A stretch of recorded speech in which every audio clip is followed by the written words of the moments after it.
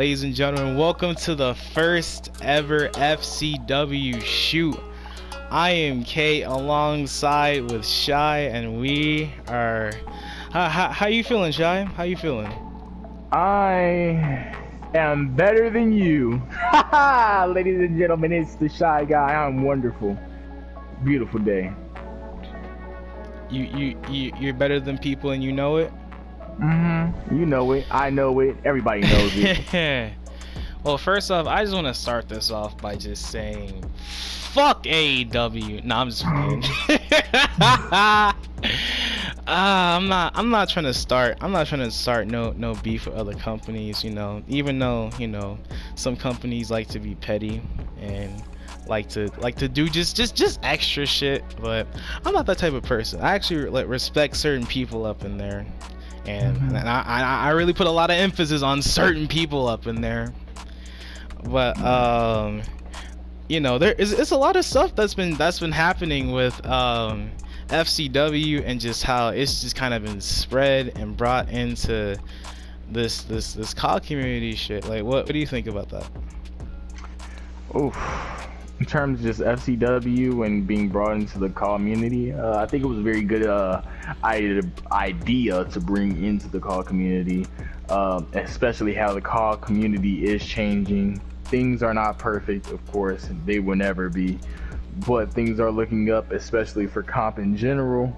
PvP has always been looked down upon by many people, simmers, ethers, all of that.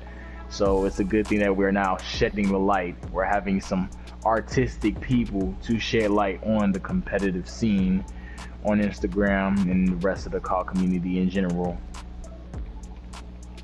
Yeah, I feel like FCW is quite the generational league. Like, we were just starting off as just like it was just a bunch of people, you know, not too many, but just a bunch of us just having fun in the game and just doing a bunch of matches. We've grown to just we've grown apart from like just doing stuff based off of the WWE type of feel with, you know, fast lane and all that, and we just grown into making our own unique type of pay-per-views. And now, even though back then, you know, my patience on leagues haven't really been that strong compared to right now, but right now, like, I can really like run a league for a very, very long time. Like, ever since last year, when I really started to put effort and dedication, that's just one of the things that really started to spike the views up for FCW.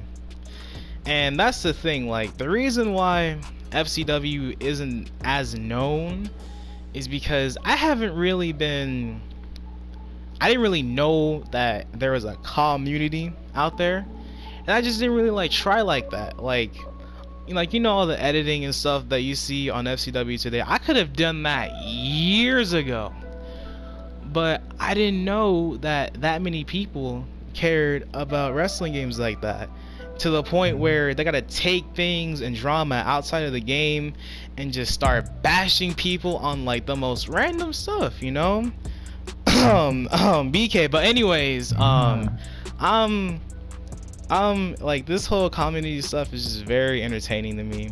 A lot of it's very stupid, but it's still very entertaining, especially with the Instagram live that I just saw like a couple hours back, because this is being recorded on September 15th, and I'm not sure when this is going to be uploaded, but you guys will be sure as hell be the first ones to know.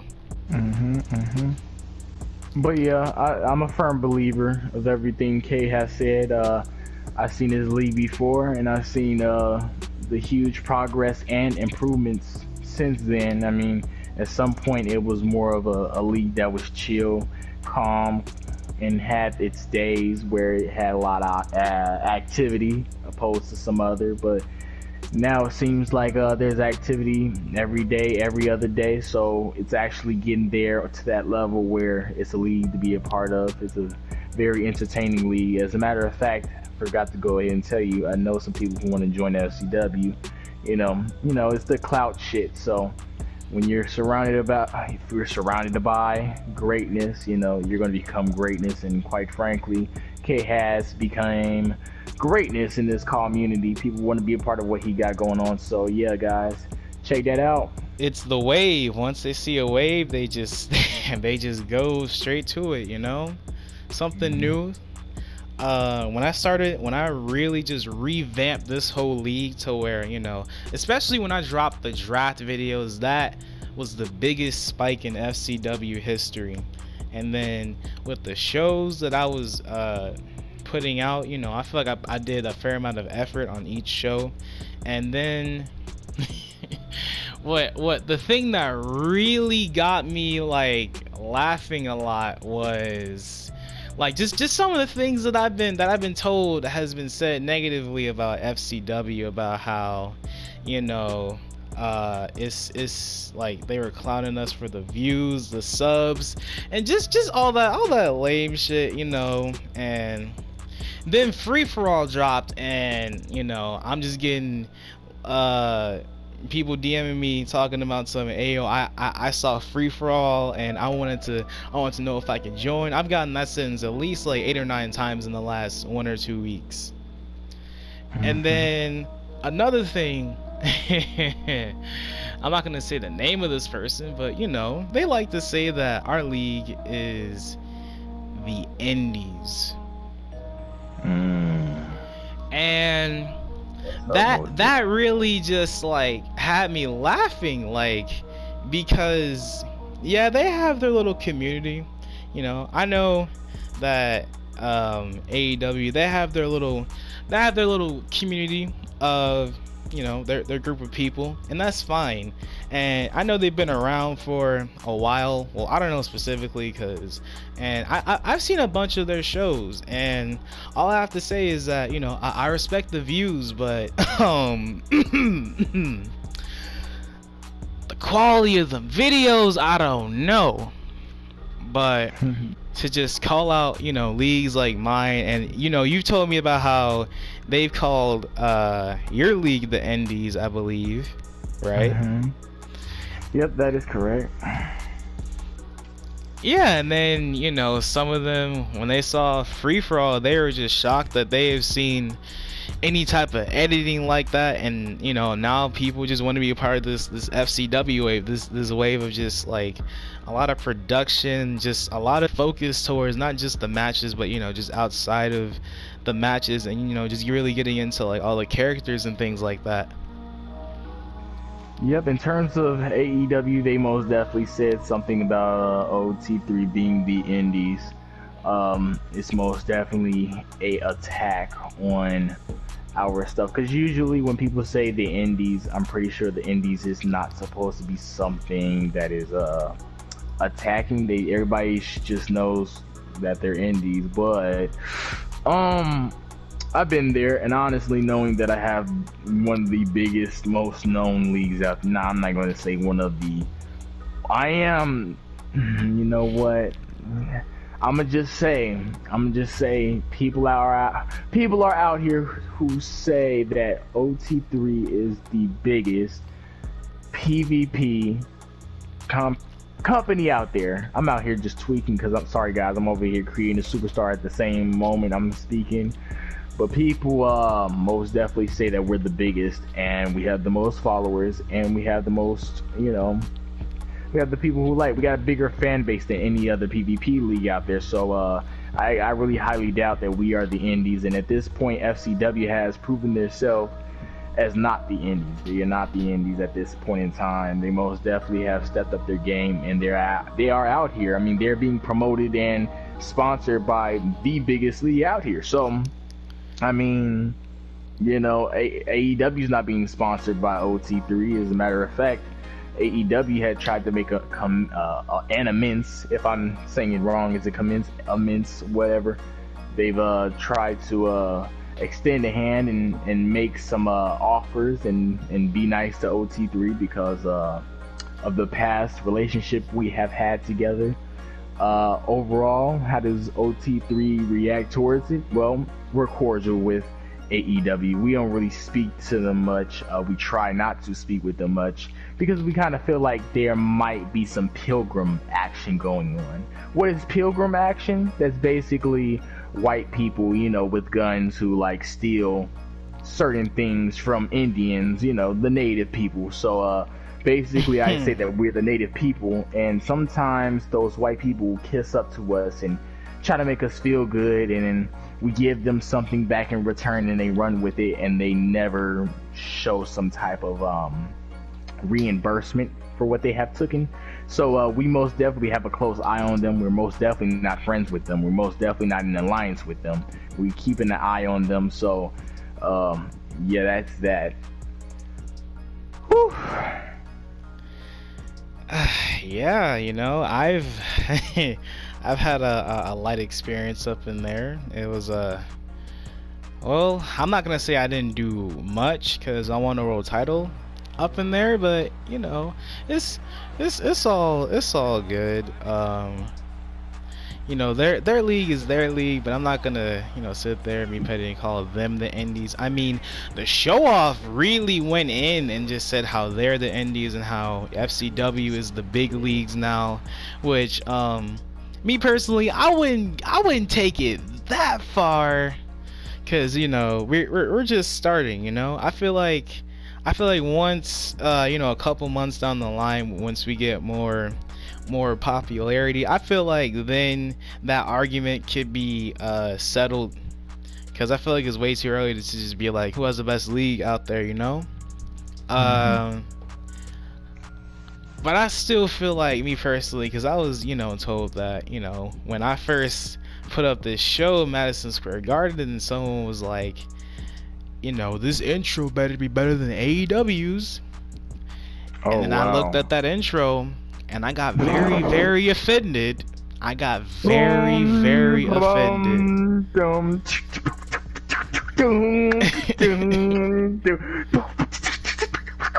Like, once I saw them damn Google slides, like, it was just like all types of hell, you know?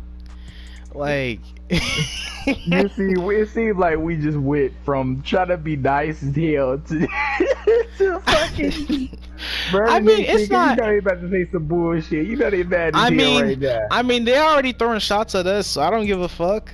But that's not even me trying to like be mean. It's just like that's just how I felt, and that's just the truth. Like, am I gonna go out there and just, you know, start comparing shit? No, maybe the Showoff will. You know, but that's just not me. But all I have to say is that we're sure as hell not the Indies. That's most definitely. I just need to make that clear right now. I mean, another thing, it really most definitely doesn't seem like you're the Indies, especially with the type of camera work that you have. It's kind of most definitely different than what you see out here within any other show, even any other sim companies. You don't have. I mean, I'm gonna give FCW its props. I'm not the league owner of FCW. I'm most definitely a participant in it, but FCW most definitely has very good camera angles when it comes to show intros and things like that. It does things that other leagues wouldn't even think about doing. So kudos to them. They're most definitely not, you know, the Indies. They're most definitely just a super big rising league. I mean, maybe you could call them the Indies maybe a couple weeks ago, maybe, but like at this point we've seen what they can do. They most definitely are high tech. No one can say that they're the Indies. It's crazy. I call it like it is. yeah, like, another thing I need to address is like the people that don't know our league like that too, because, you know, I'm known to not have too many rules, and it's not like because well the perspective is shifted, because initially, you know, back when, you know, this is 2017, I'm just over here in all these leagues, I'm just like, why are people so sensitive? Why are people banning a fraction of the game's moveset because of their perspective on cheese? That's why I mean, we were more strict back then, but, you know, just by a little bit, but we got, or at least I got a little more lenient now. But the thing is, like, back then I was very against leagues that were just banning a whole lot of stuff. Like I'm not gonna lie, like, if this was like if this was me in 2017 with O-Team, I would have probably quit. But like, you see, my perspective on just matches have just changed, and especially when I did matches in O-Team, and I just realized the type of vibe that O-Team matches have is just crazy different. Like, I'm low-key a tad bit more comfortable with O-Team matches than FCW matches, and I'm not saying that in like a bad way, because like FCW, it's just a little more fast-paced, a lot of more just more action going on, you know, a lot of like flying around and just variations of different stuff. But I know me and you we have different perspectives on, you know, what's cheese and what's not, and that's the thing. I feel like we just respect those differences, and the thing that we have in common is that it's just gonna take us a while to just get adjusted to the to the curriculums that we have.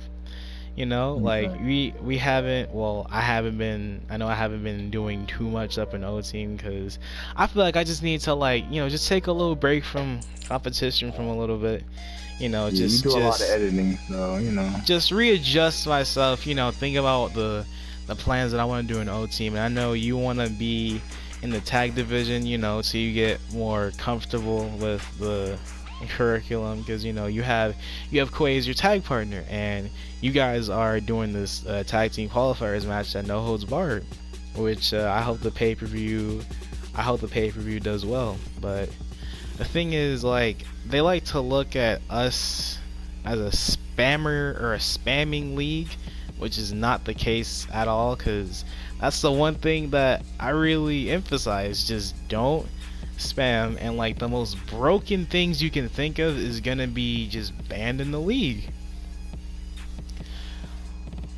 That's just me. And another thing that I have to address is this little red brand situation.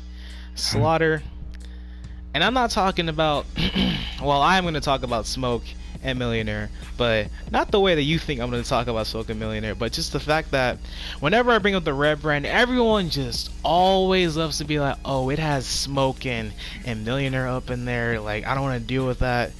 And it's not just like people that just don't like them, it's just they don't like for different reasons. Like, I know, you know, some people in OT, they don't like them for X, Y, and Z reasons, like drama type shit. But, you know, the people that are in there are just like, oh, that they're just not gonna lose those titles and all this other types of stuff. And I'm just sitting here like, I think people just need to learn to just win, you know?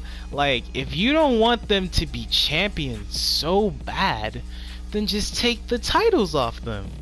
And I didn't like, when I did you know, sign Vamore into the red brand, it wasn't any like hard feelings. It was like it was just because I felt like the red brand just needed more competition, and I feel like Vamore would be fine up in there, because, you know, I know Smoke, he does like a lot of broken stuff, but you know, I banned all of that, or at least like most of the broken stuff. But as far as Millionaire goes, he's not really a cheesy person. Like, if you saw his match with Vice, he wasn't really doing that much cheese until he saw like the stuff that Vice was doing, and then it just slowly morphed into him doing certain moves that I know you weren't a fan of, Shy. See no evil, hear no evil, speak no evil. I honestly, I mean, like we said before, FCW OT3, they have two different curriculums. I am one of those people who are like olds. I'm an old soul, so I'd rather have my superstars fighting like Ric Flair and Dusty Rhodes in the ring than flying around like Ricochet and trying to hit the same move to, you know, I guess, try to cheese a situation. And I honestly don't see FCW as spammers, you know.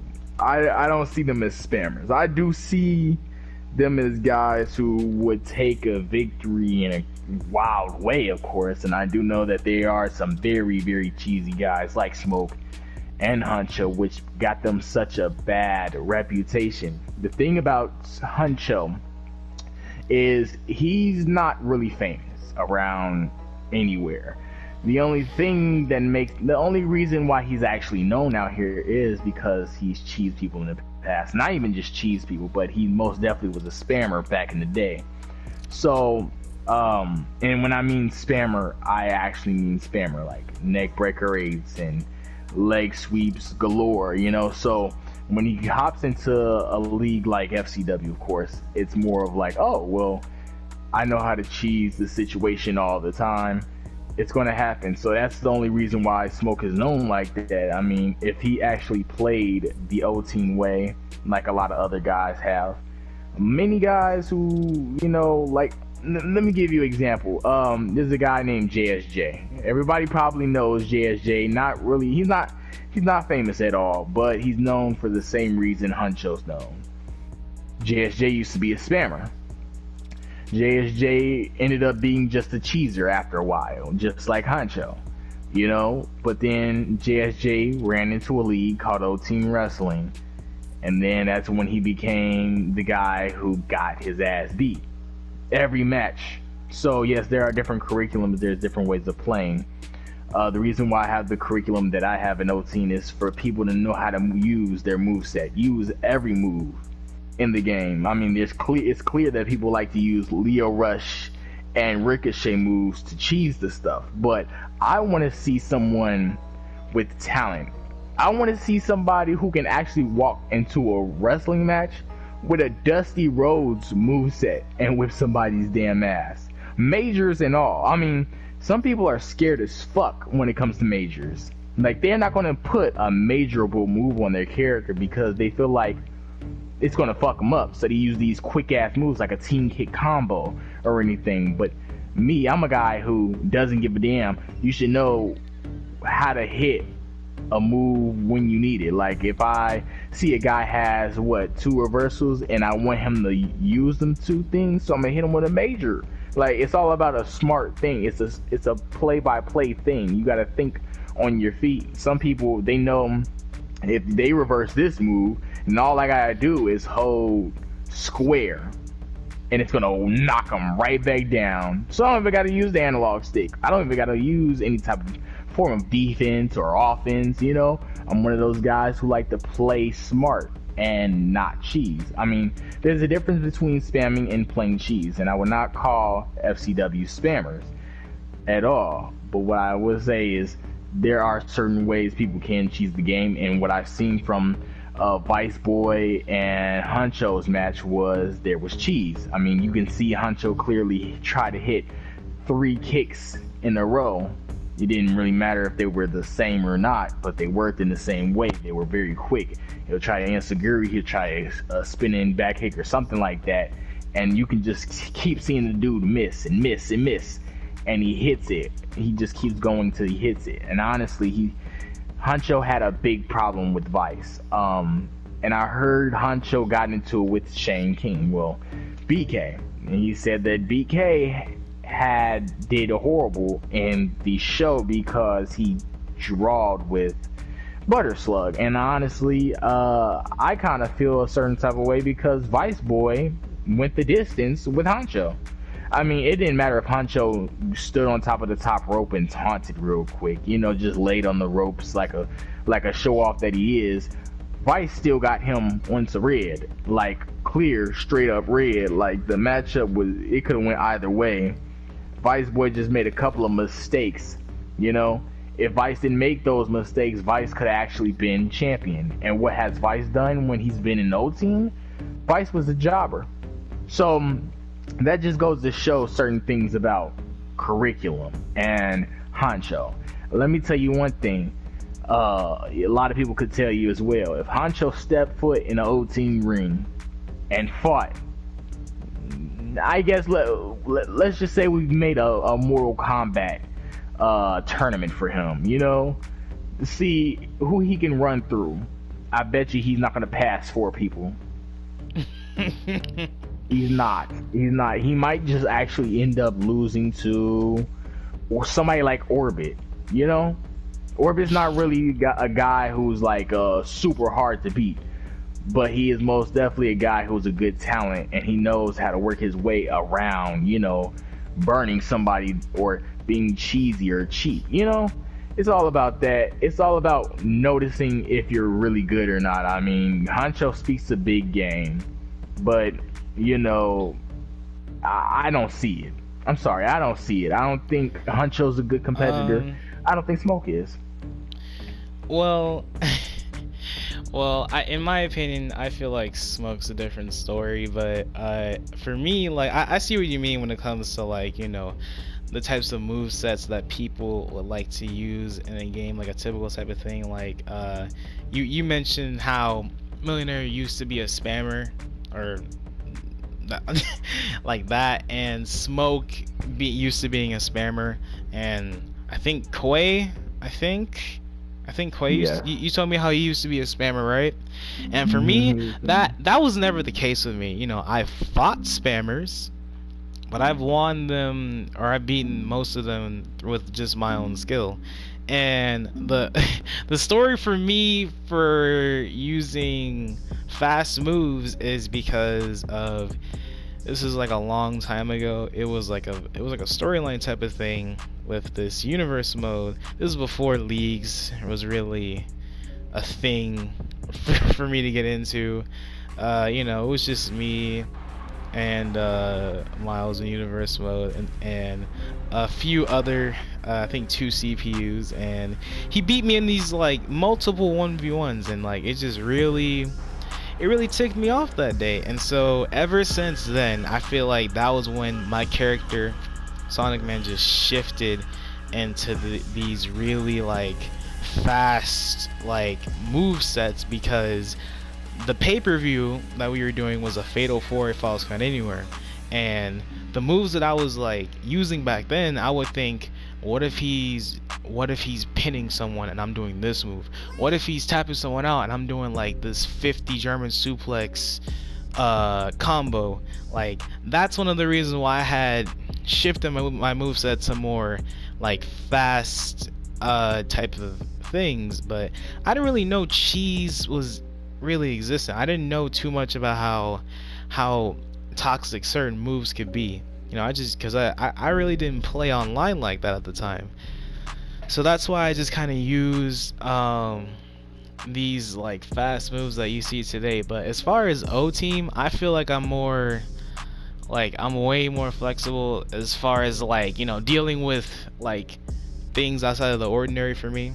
Like, I'm not used to not rev burning people, but with O Team, I'm getting used to that now. Like, I'm not out here like losing on a daily, but because, you know, I beat BK while he had a whole broken spam moveset with an OT3 moveset.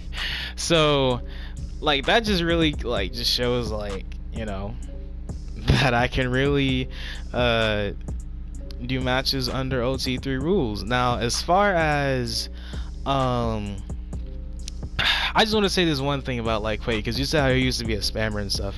I feel like no matter what the rules are, I feel like no matter what rules are in place, I feel like he's just good, like, just in general.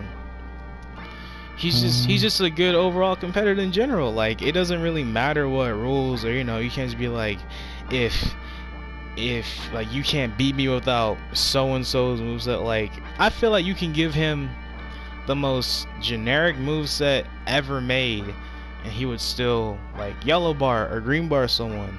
Like, that's just how good he is, and I really commend him for that. And it just, like, for the longest, just like had me confused, thinking like just like what an amazing like competitor Koi is. And as far as like Smoke, now Smoke, he's really more like cheese tends to be his bread and butter. Like, he's always just on the lookout for moves that aren't banned but are very cheesy that I haven't figured out yet.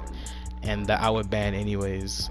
Mhm. So if you like, for me, I beat him regardless, right? Like I beat him in plenty of matches. Like the last league match we had, he was green barring the shit out of me, and I hit him with one finisher, and that was the match. The match was around 4 minutes, and that was it. The chances of, let's say, you putting him in a scenario where he can't do red burn, and you take out majority of his cheesy moveset, the chances of you beating Smoke has drastically increased. Like I feel like I can beat him under an XCW or OT3 league than an FCW league, because it's just a lot more things that he does that I at least think are tolerable in a way, because like how you said earlier, how you could just like hit one move and then just press square to do like another thing. Like that to me is an example of an unavoidable reversal burn, because there are two types of reversal burning, and that's why I have some of these moves as like insurances to be able to avoid the said attempted red burn. Now as far as Millionaire, and to clear this up, this is just me like going off of at least the things that I've experienced. Like he's told me about how he had to change up his entire moveset for back when he was in AEW, and he was still beating people up in there. So that really like shows, I guess, the skill. Like I feel like Millionaire is more like he can adapt to an OT3 league, and he can adapt to an FCW league. I don't think Smoke can really do that, or at least he hasn't like really just shown me yet. Like I feel like if you were to put him in a match against like you under OT3 rules, like the chances of you winning have like spiked compared to FCW. And as far as like the vibe of the match, I feel like there's a difference between fighting to win a match and fighting just to put up a show. Because the greatest 1v1 I've ever had was with this guy called Hilby Ziggler. Have you heard of him? Because he used to be really like goated back in the early days of FCW. We had a 45-minute Extreme Rules match, and the match like shifted into three types of vibes. Like the first 15 minutes was just us messing around, just getting a lot of weapons, putting people through tables and chairs and ladders and all that types of stuff. And then the middle of the match was just us kicking out of a lot of finishers and just no selling the shit out of the finishers, and me attempting not to freak out at the fact that he keeps kicking out of all my finishers, because that's really not common for me. And then in the last 15 minutes of it, it was just us fighting like we just wanted the match to end. Like that's the type of matches that I like. Like the last real match that I feel like I had that was really good was with Showoff with Mountaintop 2, because it was a really big build up to our 1v1, because we hadn't had a 1v1 until that match at Mountaintop 2, and he used to beat me a lot in multi-man matches, and then that 1v1 came, and I beat him like 5-1, or I was beating him 5-1, and he started to make that big comeback, and people were really scared, thinking I was gonna lose the match, and then the score ended up being 7-5 when we were retaining. Like I feel like those type of matches that have storylines to it, and the match just like it just delivers, that's the type of matches that I really like enjoy watching, especially with commentary added onto it. Now speaking of Millionaire, I just wanted to address one more thing about this whole I'm the biggest ticket seller situation. Now I know you've been aware about like I know you've been aware about this whole situation with Millionaire saying he's the biggest ticket seller, and you saying how you're the biggest ticket seller, and BK saying other things, trying to change the narrative, but I'll get to him later. But what do you think of that whole scenario of Millionaire being the biggest ticket seller, or claiming he's the biggest ticket seller of FCW? Okay, that was a pretty packed question, but it has a perfect answer. Honcho may have been a part of FCW longer than me, but it doesn't matter, you know.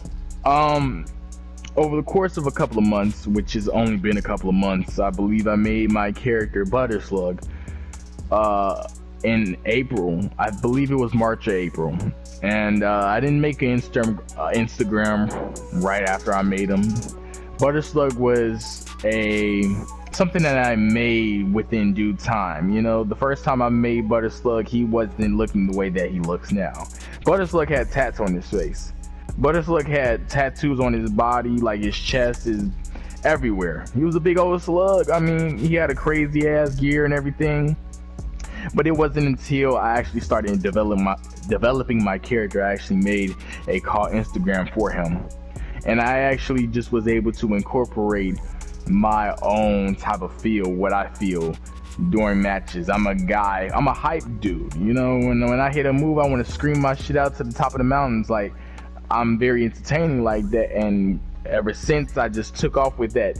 Every time I yell butter kebab, the crowd goes wild. I type butter kebab in the hashtags, the crowd goes wild. Everybody knows what a butter kebab is. If you text somebody in the community butter kebab, they gonna know what that is. They gonna think of the spear. That's a butter kebab. Don't nobody know Honcho's move. I sure as hell don't know his finisher. I don't even know his signature. I don't know his whole move set or what he does. I see him as a 5'4" little punk with dyed hair that comes out with little pump, and he doesn't even dance. I mean, he's not good at promo. He doesn't have a certain saying, I mean, that I know of. I mean, he basically is a reboot of Jeff Hardy and Jericho, and maybe Punk or something. Like, it's like the same character over and over again that keeps getting developed, you know? And it kind of gets boring and tiring and all of that. Everybody knows that when you create a character, your character has to have its perfections and its imperfections. You can't have a guy who has a whole bunch of tattoos with washboard abs and beautiful blonde hair to always get you over. You know, people don't get over like that. You look around the whole community and you see demons, devils, monsters, CM Punk figures. You know, you see all these different people because they have the same type of vibe. They got people looking like Aleister Black, you know? People always try to put on this serious facade. But do you really see any character cracking jokes? Doing any type of potty humor? Anything that's funny? They try to keep that away. So that's what Butter is. Butter is he's a comedy act at times, but at the same time he is someone who is very entertaining, someone who is very confident in himself, and someone that everybody can relate to. I just feel like Honcho is played. He's played too much. He's overthought about. He just not overthought about. Honcho's nothing. Okay, let me just say that. Go look at his Instagram. See how many people are following him. Go see how many likes he gets on his pictures. I mean, he only gets like 6. That was probably the most likes he has ever gotten on a picture. I mean, you have people typing up and down my comment section BBC. Like, what nigga would chant BBC under a damn comment if it didn't mean nothing else? I mean, I have the people behind me. People call me a call legend. A legend in the call community. But you want to go ahead and say that you're the reason why FCW has all these viewers? Oh no. Hell no. You know, the reason why people tuned in to that damn show, the Red Brand, was because they thought the butter was going to be on there. In conclusion, basically, right down and straight to the point. Alright? I can hear the crowd behind me, everybody can hear me, everybody agrees with me when I say this right here. I mean, you could cut Okay, you can cut out everything I said before, because this right here is what matters right now. Huncho knows. I know. OT3 knows. FCW knows. Even the guys in AEW know that the Butter Slug is where it's at. There has been many people, and I've sent about 2 to K, and K can vouch for me. There has been plenty of companies who came to me and asked about the Butter Slug. I mean, some asked about the Snickers commercial, and some asked for just the Butter Slug commercial in general. People want to see Butter Slug. I mean, I watched the Slaughter show. Did I watch all of it? Hell no.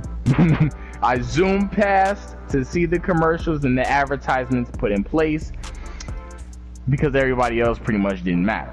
But I looked at the commercials and I saw Huncho try to relive some type of Butter Slug fantasy with a promo. The promo didn't make sense. It didn't look good. You already know who it is. It's the most popular, the biggest superstar in FCW history, the US champion, the king, the one and the only Showoff. And you know how we rockin', man. You watching my show, this show I made popular, FCW. Man, you know how we rockin' out here. Fuck you gonna be talking about, niggas can't fuck with me. You know, we got this bitch.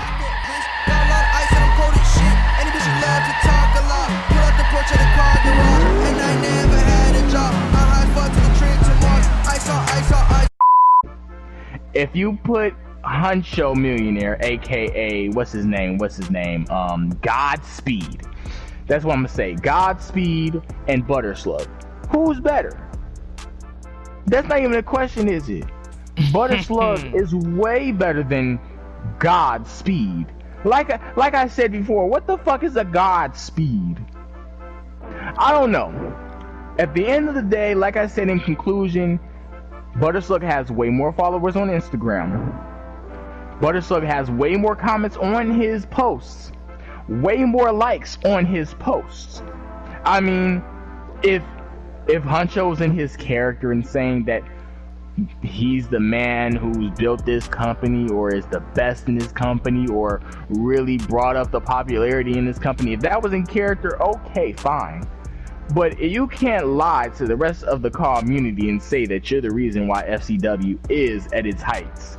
I'm not even going to say I'm the reason why FCW is as high as it is right now. I mean, FCW is high because of the sweat on the eyebrow of K's, who is making the video clips, who is, you know, producing the good work out here, the person who's making the camera views. Not you, not me. And at the end of the day, he can make a better star than you. You, Huncho, you may think that you're the best because of the way you win. No, not the way you win. You're the best because of you winning. That's what makes you a star. Let me tell you something. If K doesn't know, I'm going to say it right now. Winning doesn't make you a star. I could go in and day out and become a jobber. Butter Slug's name could be a jobber. I could be a jobber, but at the end of the day, I cut better promos than you. My superstar is better than you. I mean, mine is more original than anyone's out here. My advertisements are banging. People laugh at my shit. I bring humor to the community, and what do you bring? Epilepsy. Your entrance gives us seizures. You know what? You're an unsafe worker. Lil Pump's music makes people's ears bleed. Huncho, get it through your damn head. Just because your Titantron's so big and it says gods, like, do you know what else is big? Do you know what else is big? My name isn't the BBC for no reason. I mean, BBC could stand for what Butter Slug eats barbecue chicken.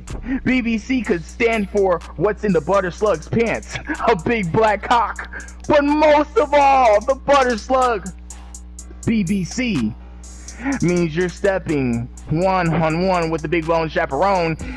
You know it, and I know it, and they know it. When I hop in the XCW party, which is your league, I mean, you're a part of XCW. I'm not a part of XCW, but if I walk in the XCW party, all I have to say is, I have been all around the world, and I have kissed the finest girls, and everybody is going to be rejoicing and saying my phrases as I go. You have no power over the Slug, just like anybody else doesn't.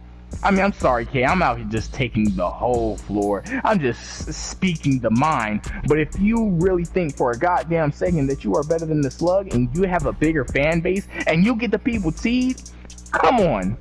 You got a little pump song, Esket, okay? That's on the top of the charts, okay? My song, Big Boy Diamonds, is produced by Gucci Mane and Kodak Black, and that is nowhere near the top. But my people get lit off of my shit, and I don't need no damn live performance to get the bitches wet. That's it. You know what? Like, this is one of the things I want to clear this up. Like, I 100% agree with you. You are a very, very entertaining person. Like, your character is extremely unique. Like, you know, and you do have hella likes on Instagram.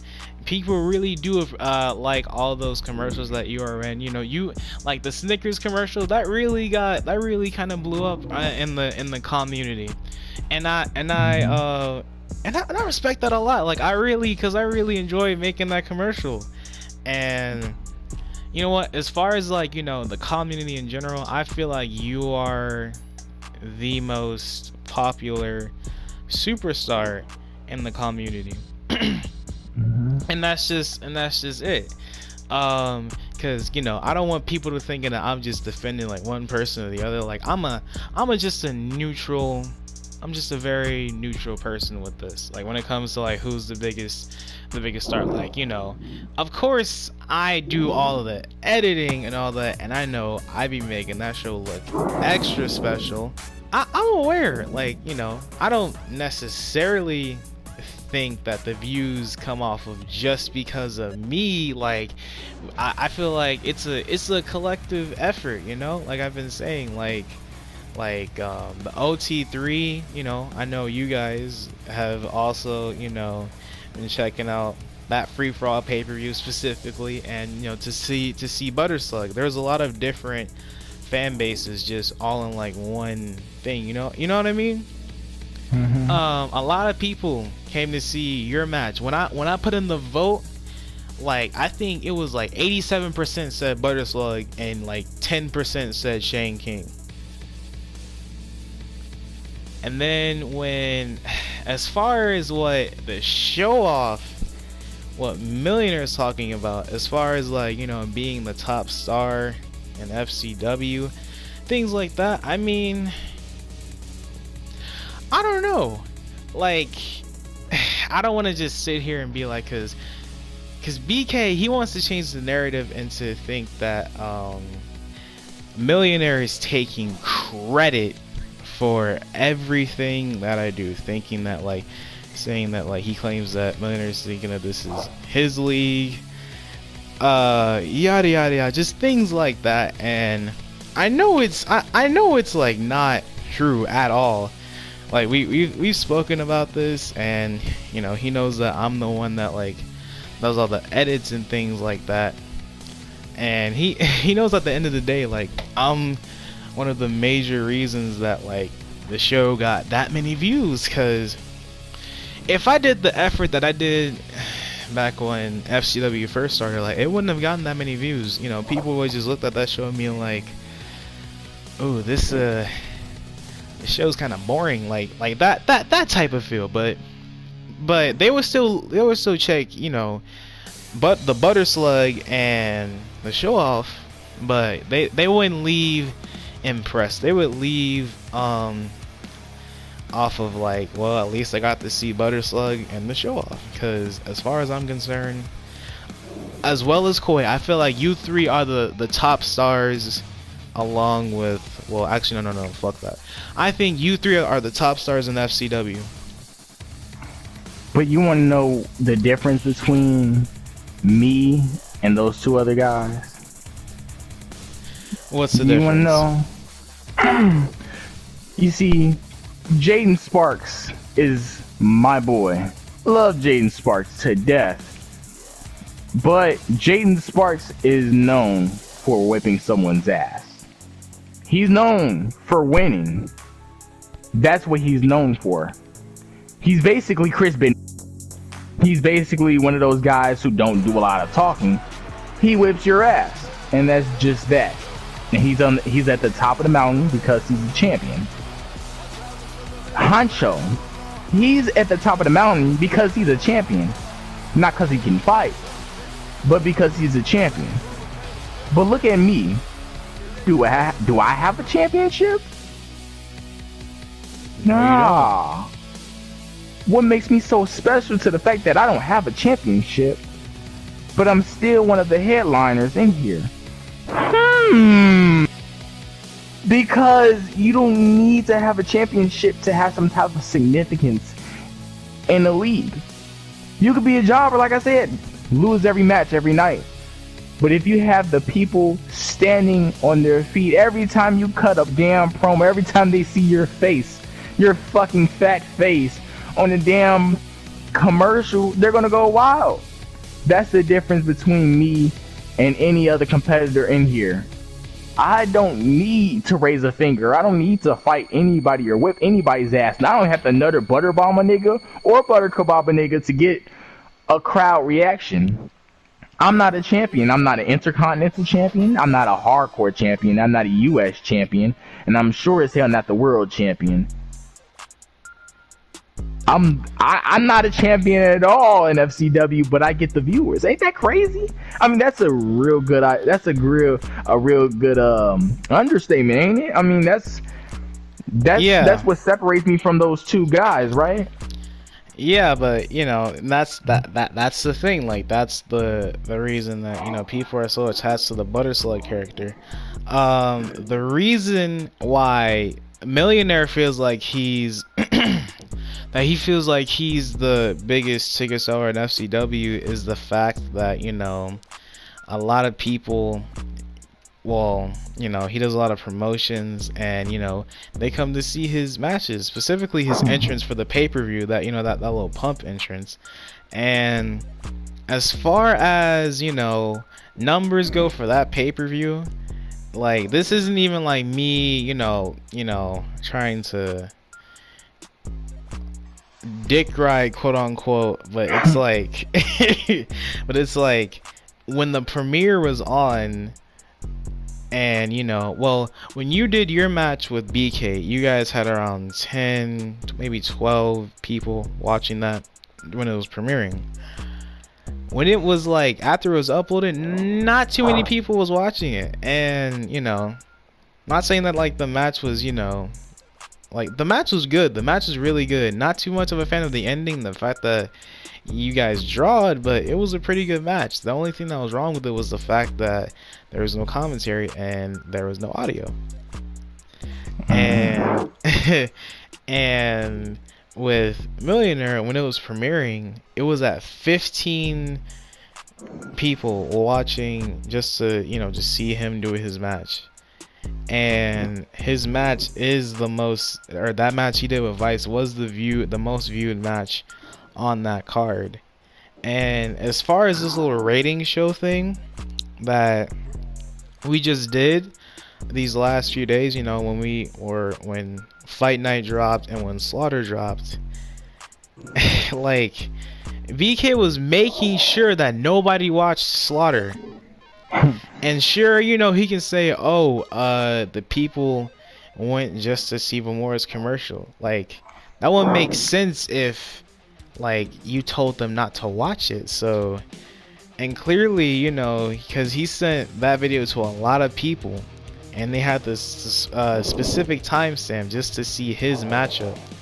So I feel like that was the reason. Like, as far as hype goes, like, our pay-per-view was more hyped when it started, but with Slaughter first drop, it was kind of dry, but then it just spiked up like out of nowhere. Like, that's why it was doing numbers earlier today, and that's why I think it's at let me check real quick. That's why it's at 90 views right now. Well, let me shoot on that real quick. Firstly, Free for All was a pretty decent, actually a really good pay-per-view. It had like all the valuable assets to it and everything. Well, we have to think of it like this. Would you want to sit there through a whole 30-minute Iron Man match? Was it 30 minutes or was it an hour? It was 30 minutes. 30 minutes. Who would want to sit through a whole 30-minute match between two big men? I mean, it's not really too much to expect. I would most definitely not watch that match. I would watch a little bit, come back to it later on, but that's about it. That's a 30-minute match.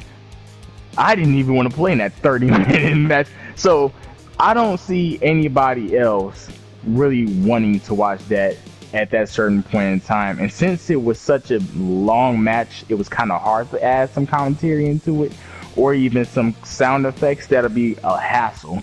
Now, in terms of Huncho and his matchup that he had, you know, of course I can say certain things about it, like the fact that the commentary was damn right amazing.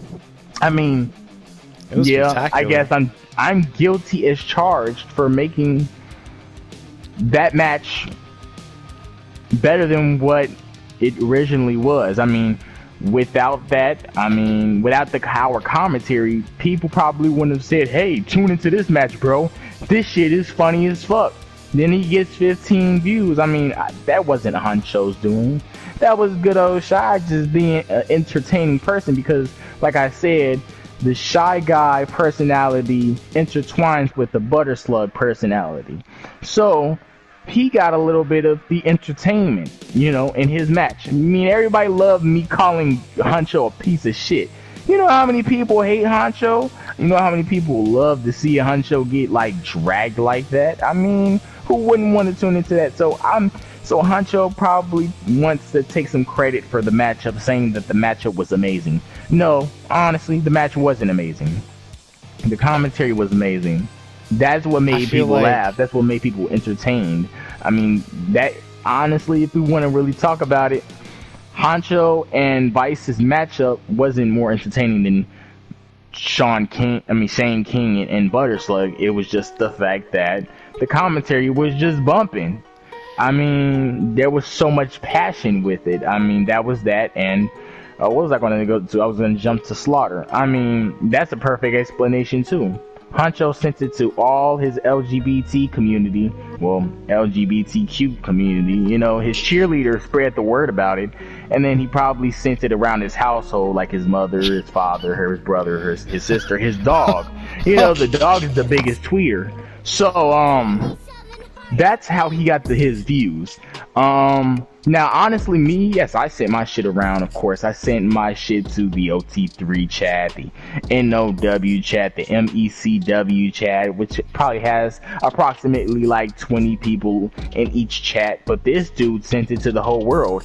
He even sent it to his enemies. And I don't know if that was by accident or not, but I was most definitely not going to stoop that low and make my dog tweet about my goddamn show that was coming out. It just wasn't going to happen, you know? So, kudos to that. Kudos to you for getting over 75 likes or views or whatever. It really wasn't that serious. By the time that day was over, we had a little limitation there. Congratulations, you think that you're the highest paid or biggest ticket seller. You're not. The Slug is clearly the biggest ticket seller, and people are not asking for your commercials. They don't want your commercials. Sorry, they want the Slug commercials. Sorry, that's just how it is. Yeah, but you know what, as far as like the COD community, I think you are, or community as you all like to call it, I feel like you are like the biggest star around here. There you are. There you go. That's it. You heard it right there. That's it. As far as the FCW community, you know, I personally wanted to give that little slot to Quay, you know, being, because, you know, I like to look at, you know, the star values, or we have different perspectives on it, as, you know, just like, you know, pure skill and just like the matches that, you know, people can do in the ring. And, you know, you're also a big star too, you know. You're not like, I know you haven't really done too much as far as like, you know, in FCW, but you're still pretty popular, you know, within the show. Like, you know, a lot of people came to see you backstage at Fight Night a couple days ago. And Jaden Sparks most definitely deserves that position. Like, if you are going by competition wise, I mean, that's competition wise. But in terms of ticket selling and popularity and what people want to see, I'm going to have to give it to myself. And I've never been that type of cocky person to go ahead and be blinded.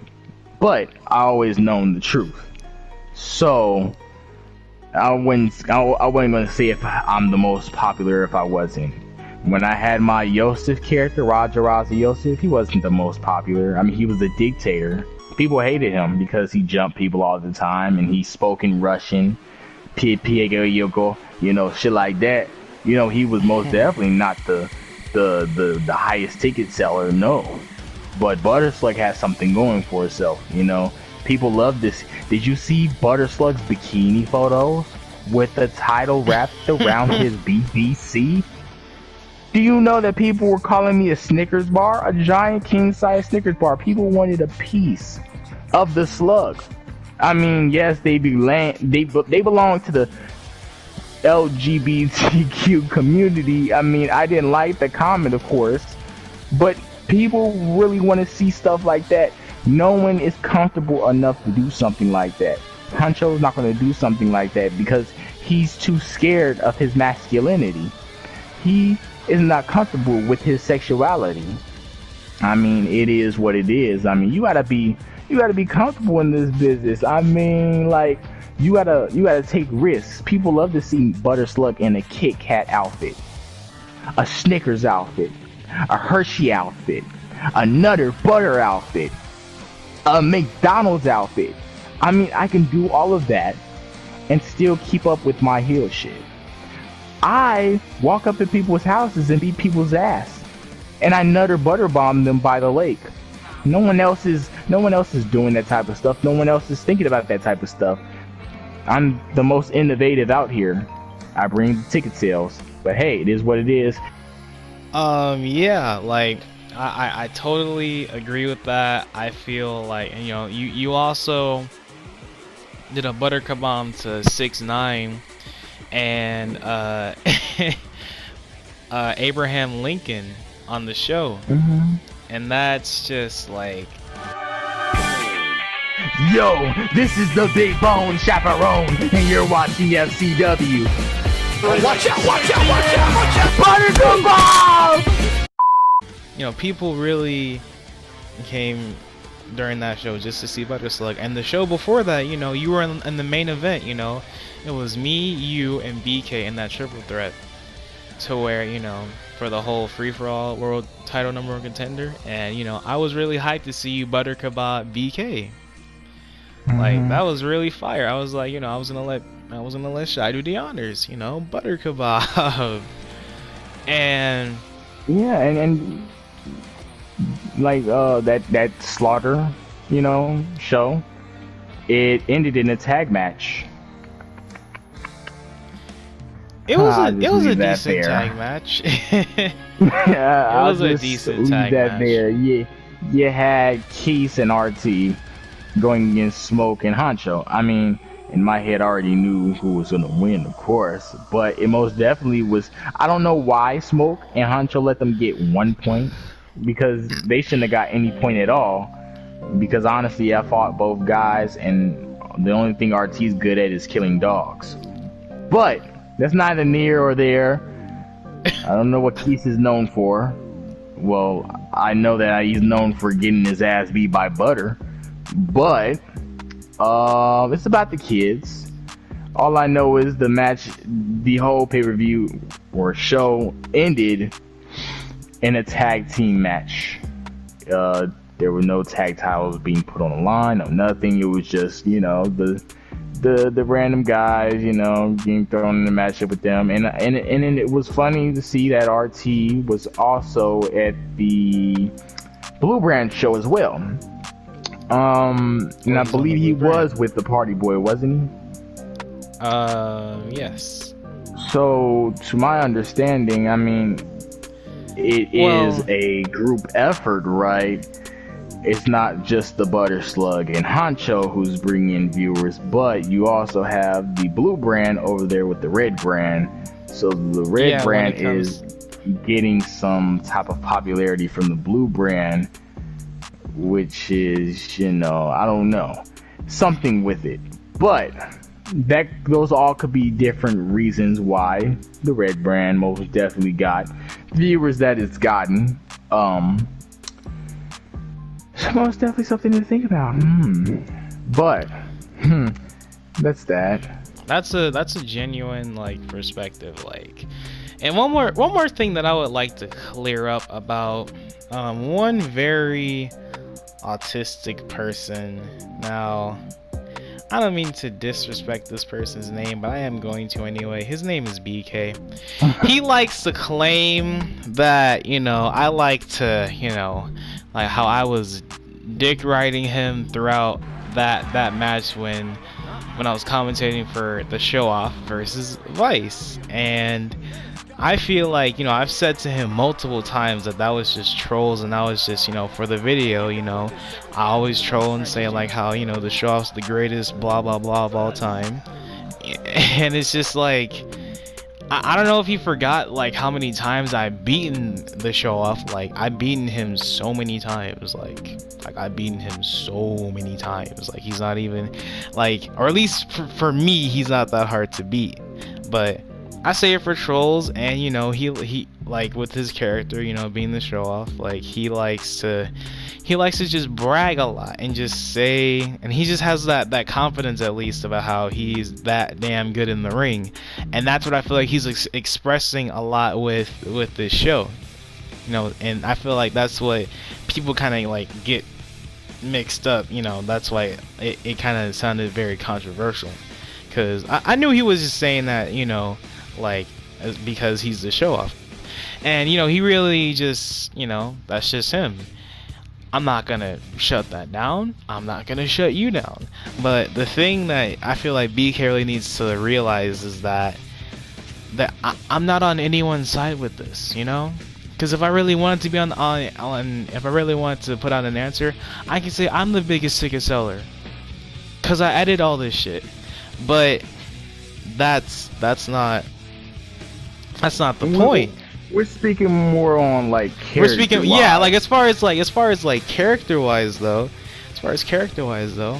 like I said earlier, I think the face of the company should be Koi.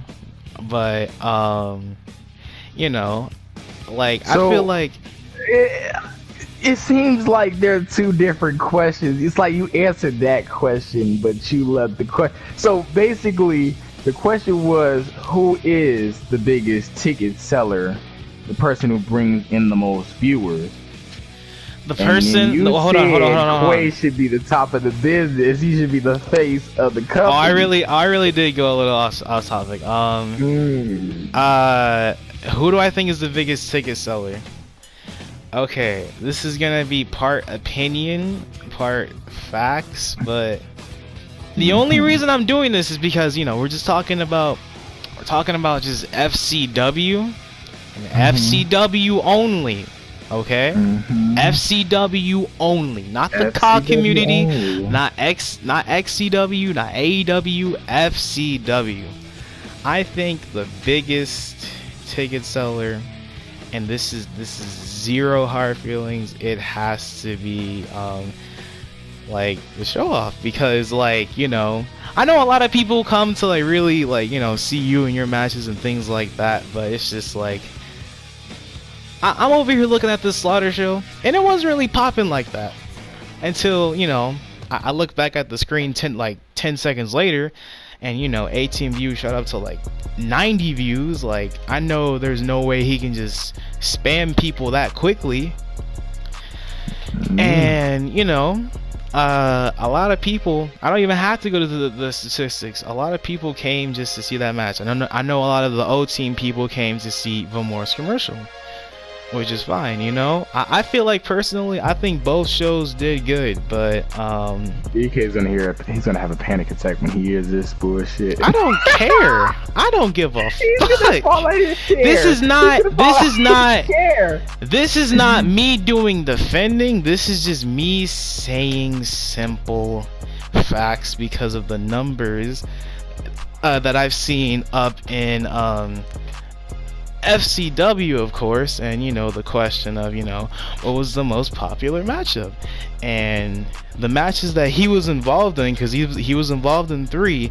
Now I can't really defend for Mountaintop, because I'm not even gonna lie, it didn't really do that well compared to the other 4 matches that were on that card. But for Slaughter and Free For All, I feel like his match was the highlight. And I know, you know, with the commentary, it really contributed to that match, along with the crowd energy and just him trying to, like, you know, make the match was just really good, with like all the spots that were involved in the commentary around the end of that match. But you know, I just want to just say that. Another thing that I just want to say,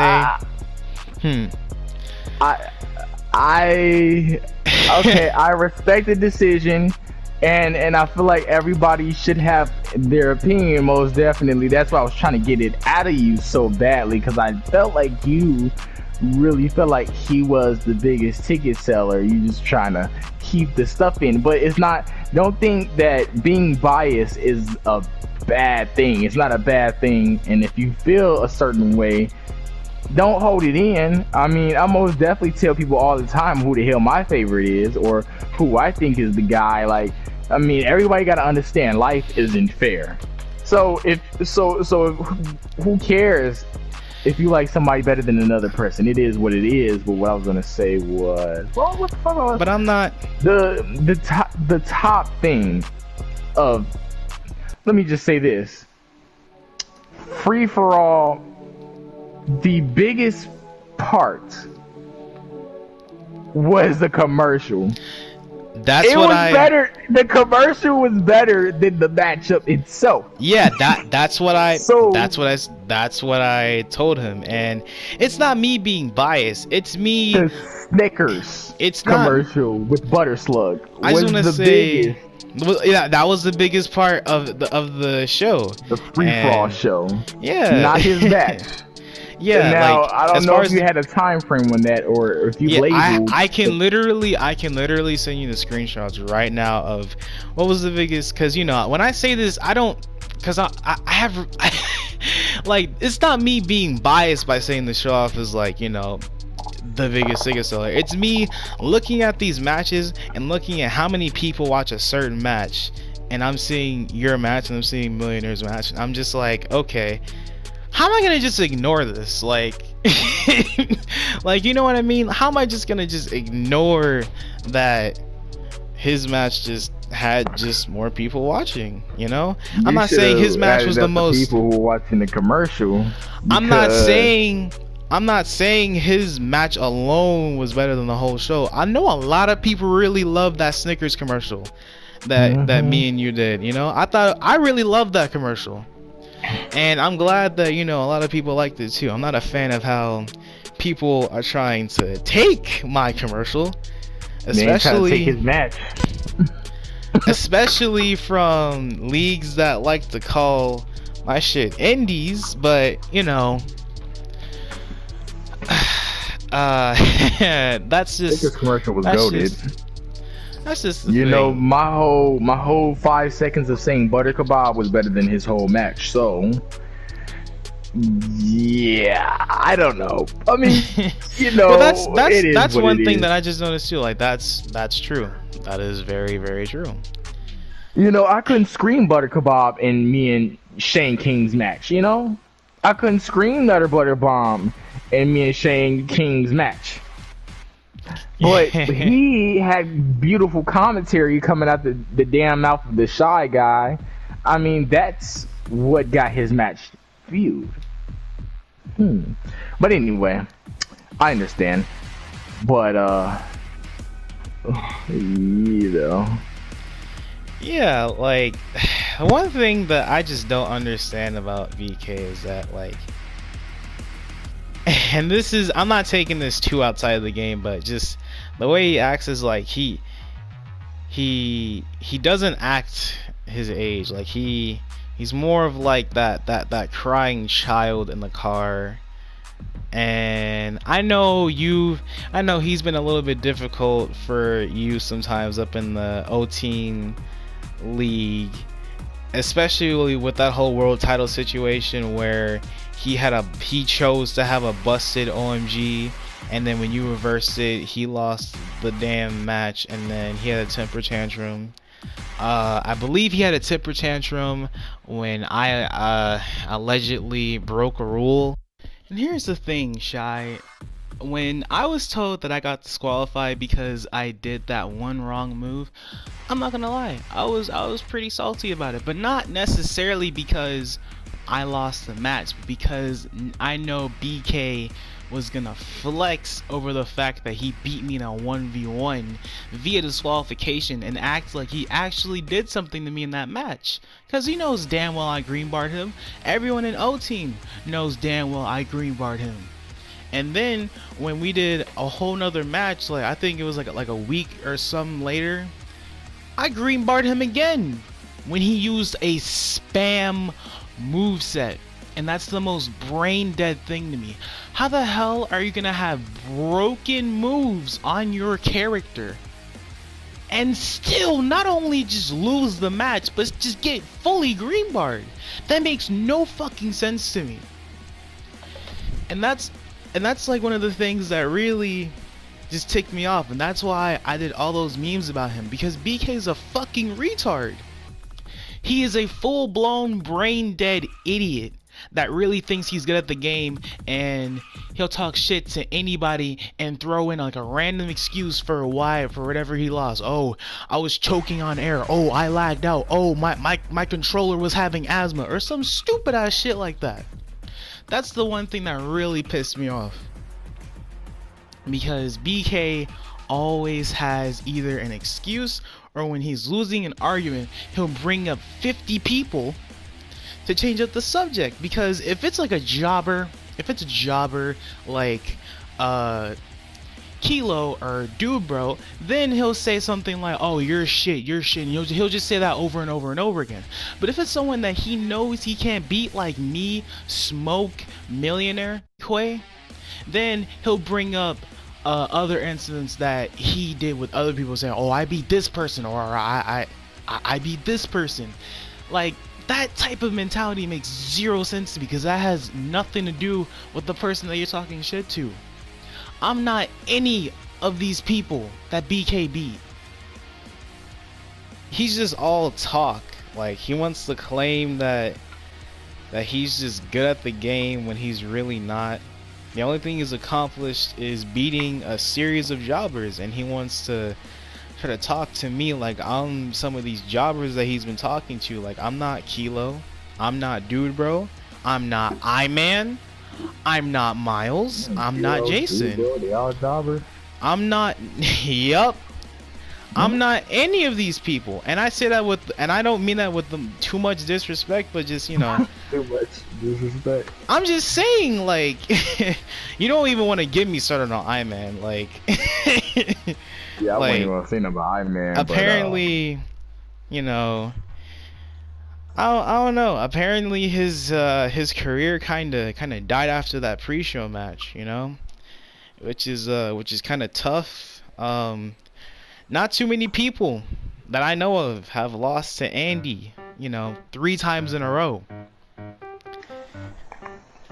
Like, to lose to someone that low is just really just really tough. And as far as his future here, I don't know. As far as I'm concerned, I think his career is over. I think he was right to just retire like that before it got any worse. One more thing that I just would love to rant about, like, just people just like doing certain things. I'm not gonna mention the name of this person, but there are some people out there that would just have excuses.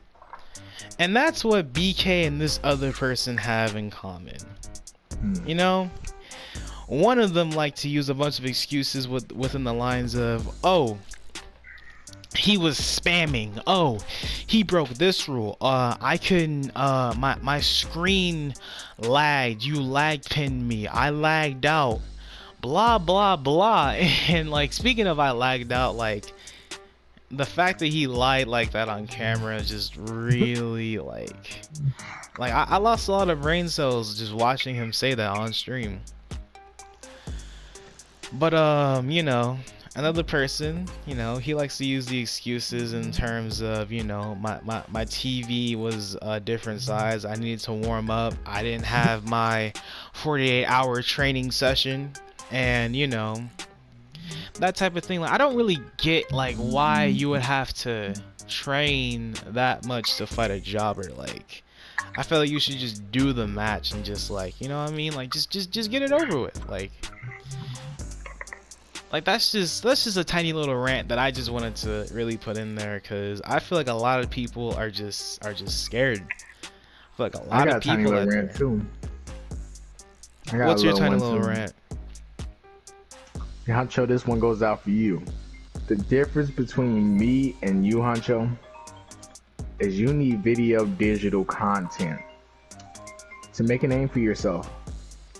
Without your music, without your movie, without your Titantron, your live performance, you still, you know, couldn't keep up with the Slug. Because Slug doesn't have the things you have. A Titantron, an image, a beautiful camera view, you know. Without all of those things, you're basically just a Jeff Punk. Jeff Hardy mixed with CM Punk. You know, with no personality, no aesthetic. You know, but with me, I mean, I don't need all of those visual presentations to make myself look like a big thing. I mean, come on, let's be honest, Huncho. That free for all thing that K did for you was amazing.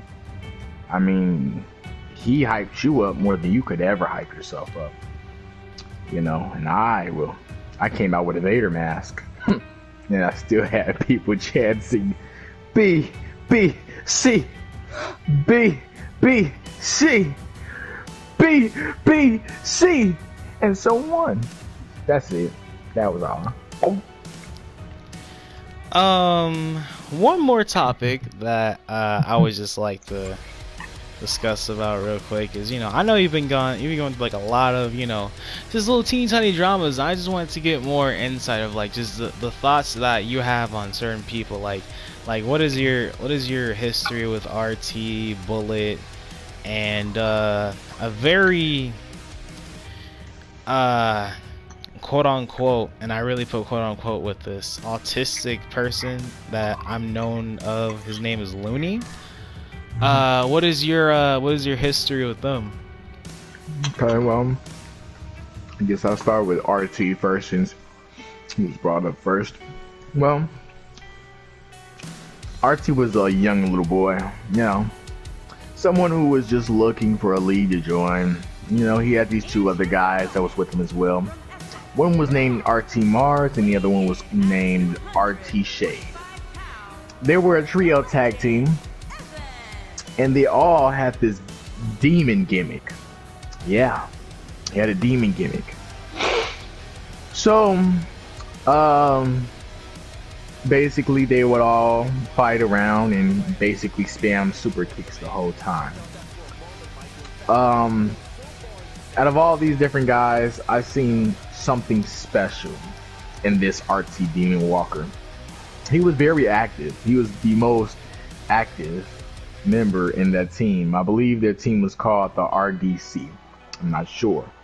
But he was the most active and he seemed like he was the most reliable. But I seen him as a jobber. Not even seen him as a jobber. RT Demon Walker, RT Mars, RT Shade, they were all jobbers. They couldn't win a match to save their life. And this was in O-Team when O-Team was getting guys like Sick, like Quay, like Trey. Well, Trey wasn't really good. When we first got Bamor and Jay, they weren't really good either. But we had some very big names in there, and RT Demon Walker and his boys could never get a win ever. They started calling each other jobbers. They called themselves jobbers. Every time they were going to get in a matchup, they already said that they were going to lose. They just basically they couldn't win a match. RT Mars, RT Shade, they weren't very active. They weren't as active as RT Demon Walker. And then I made a new company, and you probably heard of it. The company was called Bucksman. I didn't like the way things were going in O-Team Wrestling because, you know, you had new guys coming in like Bamor and Swervin' J and Trey Savage and all these different guys that I didn't really know like that, you know? And it didn't seem like I was really connecting with those guys like that. So I kind of felt like O-Team was a mess and it was full of tryhards and people who were just too highly skilled, who were just basically degrading the younger talent. So I made a company named Bucksman, which was supposed to grab jobbers or mid-carders and make them main eventers. So everybody who needed help on getting better, needed training, they would go to Bucksman, which was a league that was supposed to go against O-Team at some point. So we had guys to go down to Bucksman and things like that, and I wanted RT to actually become something and not a jobber, because RT was loyal at the time, it seemed like, and RT was working very hard, and I wanted to give RT a push. Fluid was not really a good superstar either. Nathan Mentor, yeah, we all know him. He wasn't really good like that. As a matter of fact, Fluid was kind of a jobber as well, and I will always try to keep him motivated to do better, and that's why I gave him the name 5-Star Fluid. Because he always put on a 5-star matchup, is what I said. And that kept him going. Even though he used to lose matches galore, he kept going because I called him 5-Star Fluid. And he was just amazing in putting on the show, I guess, right? So this Bucksman thing was created, and RT Demon Walker was the very first Bucksman World Heavyweight Champion. Which was very happy. He was very happy about that. He won his first championship. After a while, RT Demon Walker started to get cocky, very arrogant, big-headed. There was this guy I knew, his name was Aze, you know, AZE. I think he's kind of he's got a accent, very sexy accent, I guess. Yeah, so at some point RT said something like Aze said something like I don't know what he said, but RT said he said, I think he said something like, who are you talking to, Aze? You can't even beat me, yada, yada, yada. And he said something real disrespectful, like, you're trash, to Aze. And at the time, Aze was in Bucksman too, because he wasn't winning matches either. Yeah, so Aze wasn't really good either, so he was in Bucksman with RT and Fluid and a whole bunch of other guys who really didn't know how to wrestle. And RT Demon Walker basically tried to shit on Aze, and then at that moment I was like, yo, hold up, you know, I started talking crazy to RT, like, who are you talking to like that? Why are you really like doing that shit? Like, that's not cool for you to go and try to bully somebody because they don't know how to wrestle. That's why y'all both in here, y'all both can't wrestle, honestly. So that was that, and then we started to bump heads a little more and more we started to bump heads, and there was a moment where it was I had held 2 titles and Buxman, which was the United Kingdom title and the European title, because I put it on myself because it looked good on Raza Yosef. And plus I had a heel, run, so it was good. And I actually held those gold for a long time, defending them each and every damn near day. So RT Demon Walker and Conquered had both pinned me in matches that were non-title sanctioned, so I needed to give them a title shot. That's how things used to work in OT. You pin a champion, you get a title shot automatically. So I decided to give them a title shot together in a triple threat match. And everything was going to go perfectly fine and nice, things like that. But then RT Demon Walker kept saying stuff, blowing his head up. And then it got to a point where me and Conquer made this elaborate plan to do the ultimate screw job. The ultimate screw job, we basically went in and talked on the phone, and we picked taunts that we were going to use on this guy. We were going to use actual synchronized taunt. This is when Conquer was really active. Conquer was actually like really there doing good stuff. So we were doing our taunts, fixing what we were gonna do. We were out there like actually practicing before the match happened, what things we were gonna do in there. And you can see those on YouTube and Instagram, the ultimate screw job with Raza Yosef and Tyler Storm. Basically, we jumped RT Demon Walker. We beat his ass. We started stumping on Demon Walker, and Tyler Storm was stumping on him, and I made this clip where it was a video of Tyler Storm stumping Aiden Ace. I think it was Aiden Ace or Brian King Demon Walker. I think it was Aiden Ace. He was stumping Aiden Ace, and while he was stumping it, it was a song. The song "Holla Back Girl." That's my shit. All the girls wanna be like this. We had the video of Tyler Storm stumping RT to that song. So with that, we made a complete clown out of RT because we had to bust his bubble. We had to make sure he knew, hey, don't be a jerk just because you getting somewhere. We even did a parody of him after he got hit with a move. That song that go doom doom that little sad song. We had played that as the screen turned gray and it just went slow motion.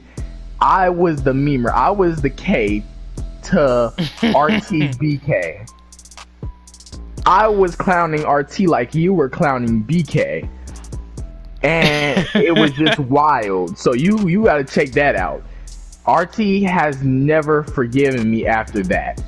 There was times after that he was just like, fuck old team. I don't want anything to do with you guys because the owners out here being this and being that. Well, honestly, you got what you deserved. I mean, you kept talking and honestly, I wasn't doing it for me. I was doing it for my people. It was like you were being really, really cocky.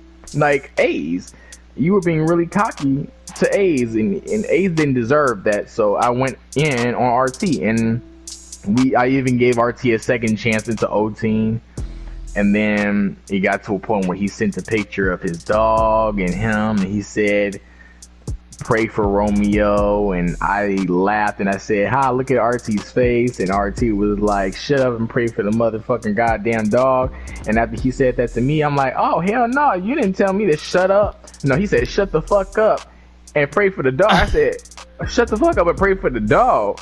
Hold on. And I started saying stuff about serving his dog up in a sushi shop with some fortune cookies and a side of chopsticks. And he got mad, and there was just a whole lot of things with the chocolate, and there was hella shit with the dog beatings, and the memes started rolling in.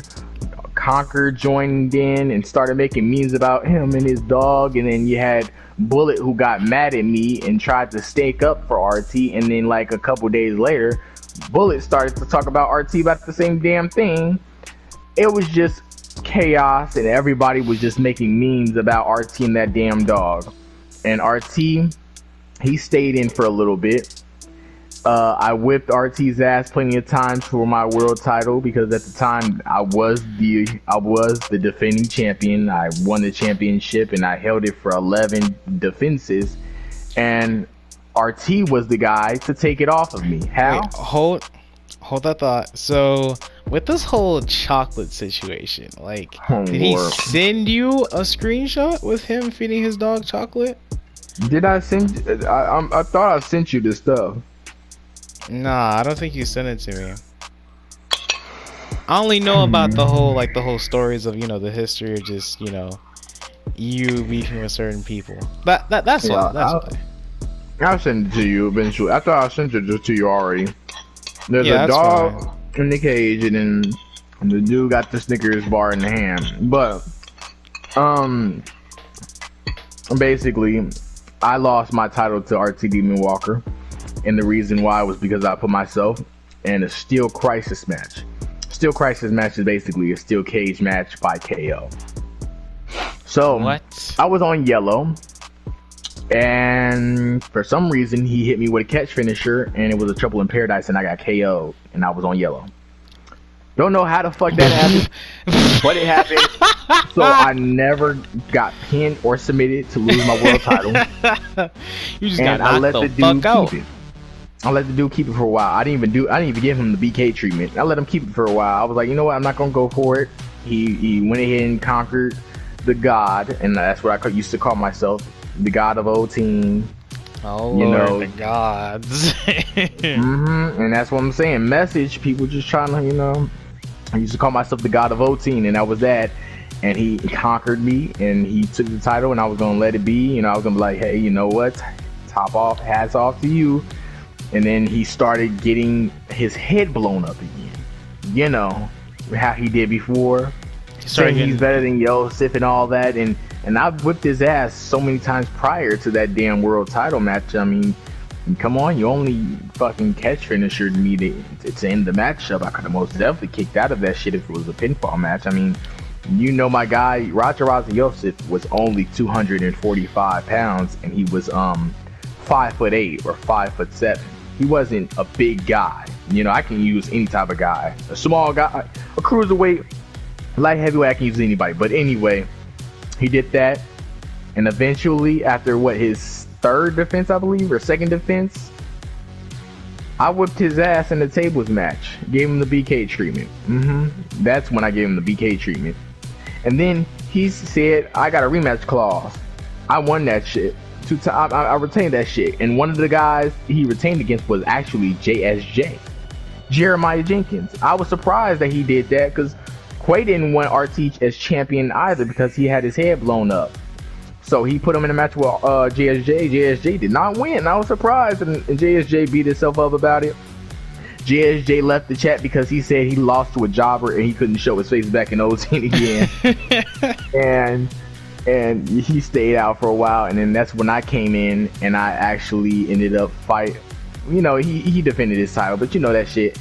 You already know I lost it in a steel cage match, and then I won it back in the tables match. He asked for the rematch clause, like I said, and I beat him by countout. And it was the same. I beat him by countout the same way. Basically, I beat Orbit by countout to retain my world title as Butter Slug. And that caused RT to leave the league. That was the last time we ever seen RT in an O-Team ring. Because you beat him by countout? Which means I retain my title, which means he has no more rematch clause, which means he is in the back of the line. And, his title reign, he couldn't beat Yosef's, That's a long story, but that's the reason. Oh, and another thing, I even passed a couple other things. RT is a thief. He steals logos. I did some research. He said he made this logo for Quay. It was a Prodigy logo. Because Quay's first old character was Justin Sparks, not Jaden. And Justin Sparks' nickname was the Prodigy. And so RT said he made this logo with the P and the prodigy and all that shit, I did a little bit of research because I believed that nigga was lying. Somehow, I went on Instagram and I saw that same damn logo under someone else's name. And somebody else created that logo, and I tapped in the inbox and I said, who made this logo? Oh, okay. I go in and I post that shit up and I tag both of those guys in and I say, so who really made this logo? RT basically tries to avoid the whole thing. I go ahead and tell Quay about it. Quay's like, dang, because Quay could have most definitely not gotten in trouble, but somebody most definitely could have called Quay out like, oh, he stole my logo. But really, in reality, RT stole a logo and tried to give it to Quay like it was a stolen car or something, like he was a drug dealer. Like, he steals shit, you know. And RT's a guy who's loyal to AEW now, so he was one of those guys who gave us a AEW pay-per-view. Like, he made us, he wanted us to do, he gave us a list of all these pay-per-views. And while he was with O-Team, he said, we should use some of these. And Ground Zero was a pay-per-view that AEW used already, but at the time we didn't know. So when we had a Ground Zero pay-per-view, AEW ended up having a Ground Zero pay-per-view the same week. But they had a Ground Zero pay-per-view because we were having it. So I guess AEW had a Ground Zero before, and so since we were having Ground Zero, AEW made one. So in AEW's eyes, they thought, I don't know, they wanted to get into it with us for some reason. They wanted some type of clout or something, and we were oblivious. We were like, what the fuck? Why are they doing a Ground Zero? Because RT went ahead and told us that we could use that name because, I mean, we thought it was original, and AEW's done it before. Now you got us looking stupid. You got a guy who was in O-Team named Awesome. He used to make O-Team titles, and he ended up giving AEW O-Team's titles, and it turns out he gave us back a title that he gave to AEW already. So then AEW started commenting on O-Team stuff, saying that we stole their title or something. You know, you see what it is? It's like it's a process. Like, it's always these certain messy people who keep making shit happen. You know, my European and UK title that I talked about in Buxman. Yeah. You know what's funny? AEW has the same design as Buxman. They have the United Kingdom title and the European title. It's the same design. It's just instead of O-Team plastered on it, it says AEW plastered on it. Yep, that's why I assumed. Somebody, I think it was either Eric or Tiger, they mimicked me, and they had both titles on their shoulders, both the UK and the European. So they basically were trying to remake the history of O-Team that we've had before. So it was always these little pinches or pokes that they would do at us. And so I guess the AEW thing surrounds me and RT. So RT was somebody that came from me, someone that I trained. Like, I really took the time out to train RT, just like I trained Fluid in the past. Like, I trained DC at the time. RT was somebody who betrayed me because he got a hot head. His head got too big, and he thought he knew everything, and he thought he could just betray anybody at any time. That's my problem with RT, and that's why we don't get along. And RT just despises O-Team because he remembers it as the league that basically screwed him shitted over. on him. Him. Screwed him over, shitted on him, basically gave him the BK treatment that K gave him. I mean, you know, once you do something in O-Team that's funny, like BK lacking out, you do that shit in O-Team, niggas gonna talk about that shit forever. You split screen, but you didn't really split screen, niggas gonna talk about that shit forever. The fact that you went ahead and got hot-headed RT, and then you got your ass stumped out by Conquered and Raja Yosef, that's memorable. That's nostalgia. y'all got to see those videos. That shit was hilarious. But that's why RT doesn't like the Shy Guy, and that's why RT doesn't like O-Team Wrestling. Because of all those traumatic events, and I'm aware. I know he really doesn't like BK, and he really doesn't really mess with you at all. And that's just really crazy, because I didn't know like all that happened with him and O-Team, and how he's just like going back and forth with it. Now everybody has a story. I'm gonna have to eventually go back to talk to everyone who we've spoken about this interview with too, just to get a little just a tiny bit more context. We might have him on the show just to spice things up a little bit. I do plan for the next time we do this podcast to have Millionaire up in here, because he's been quite talked about a lot in the I wouldn't say he's like popular, but he's been talked about a lot in the community.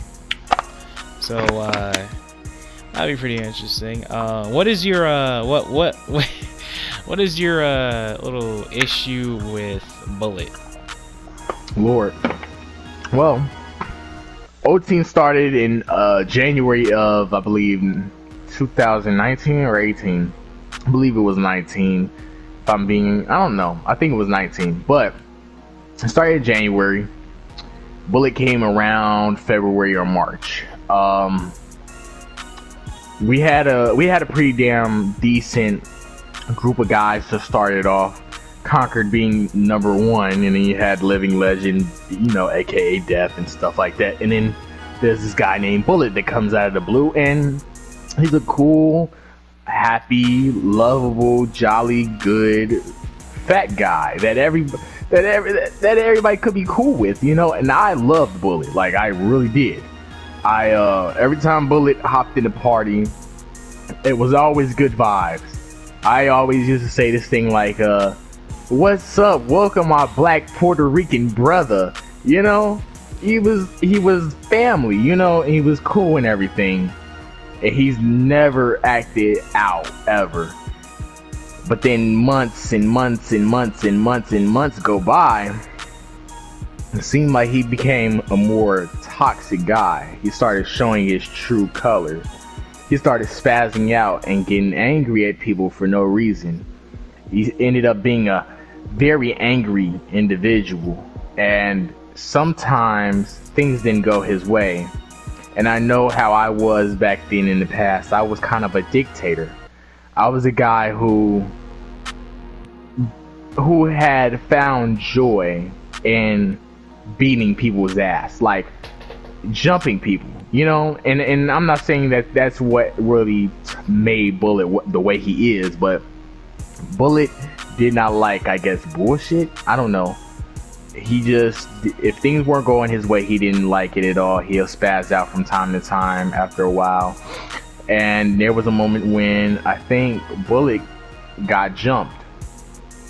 I don't remember if it was me or not, but I believe maybe it was me. This is the only time I can actually remember Bullet really spazzing out crazy like this over me. But I remember jumping Bullet. Bullet left. He got mad. He got angry. It kind of got to a point where he just was really done with O-Team. He left. He wanted to come back. He couldn't come back. And then it got to a point where we were in lobbies and stuff, 6 men. You know how we be waiting for the next six, the last man. You know how we be. We just be in a session, right? Waiting for the last man to the 6th man. And then Bullet shows up. And Bullet shows up. And Bullet hops in our session. And honestly, I don't want Bullet in my session because he's not a part of O-Team. He can't think that everything's all cool. Now, you're not in O-Team anymore, so why are you jumping up in here? So he jumps in there. He's not leaving. He's not moving. I say, guys, we got one. And I used to have my code words and stuff. And I had my Russian quotes and whatnot. And I'm telling people, we're going to jump Bullet. We jump Bullet. Bullet's getting his ass beat. Bullet gets angry. We're putting Bullet through tables, announce tables. 5 different guys beating the shit out of Bullet. and then Bullet starts. I think he hopped in a party or something. He joined the party. Saying, yep.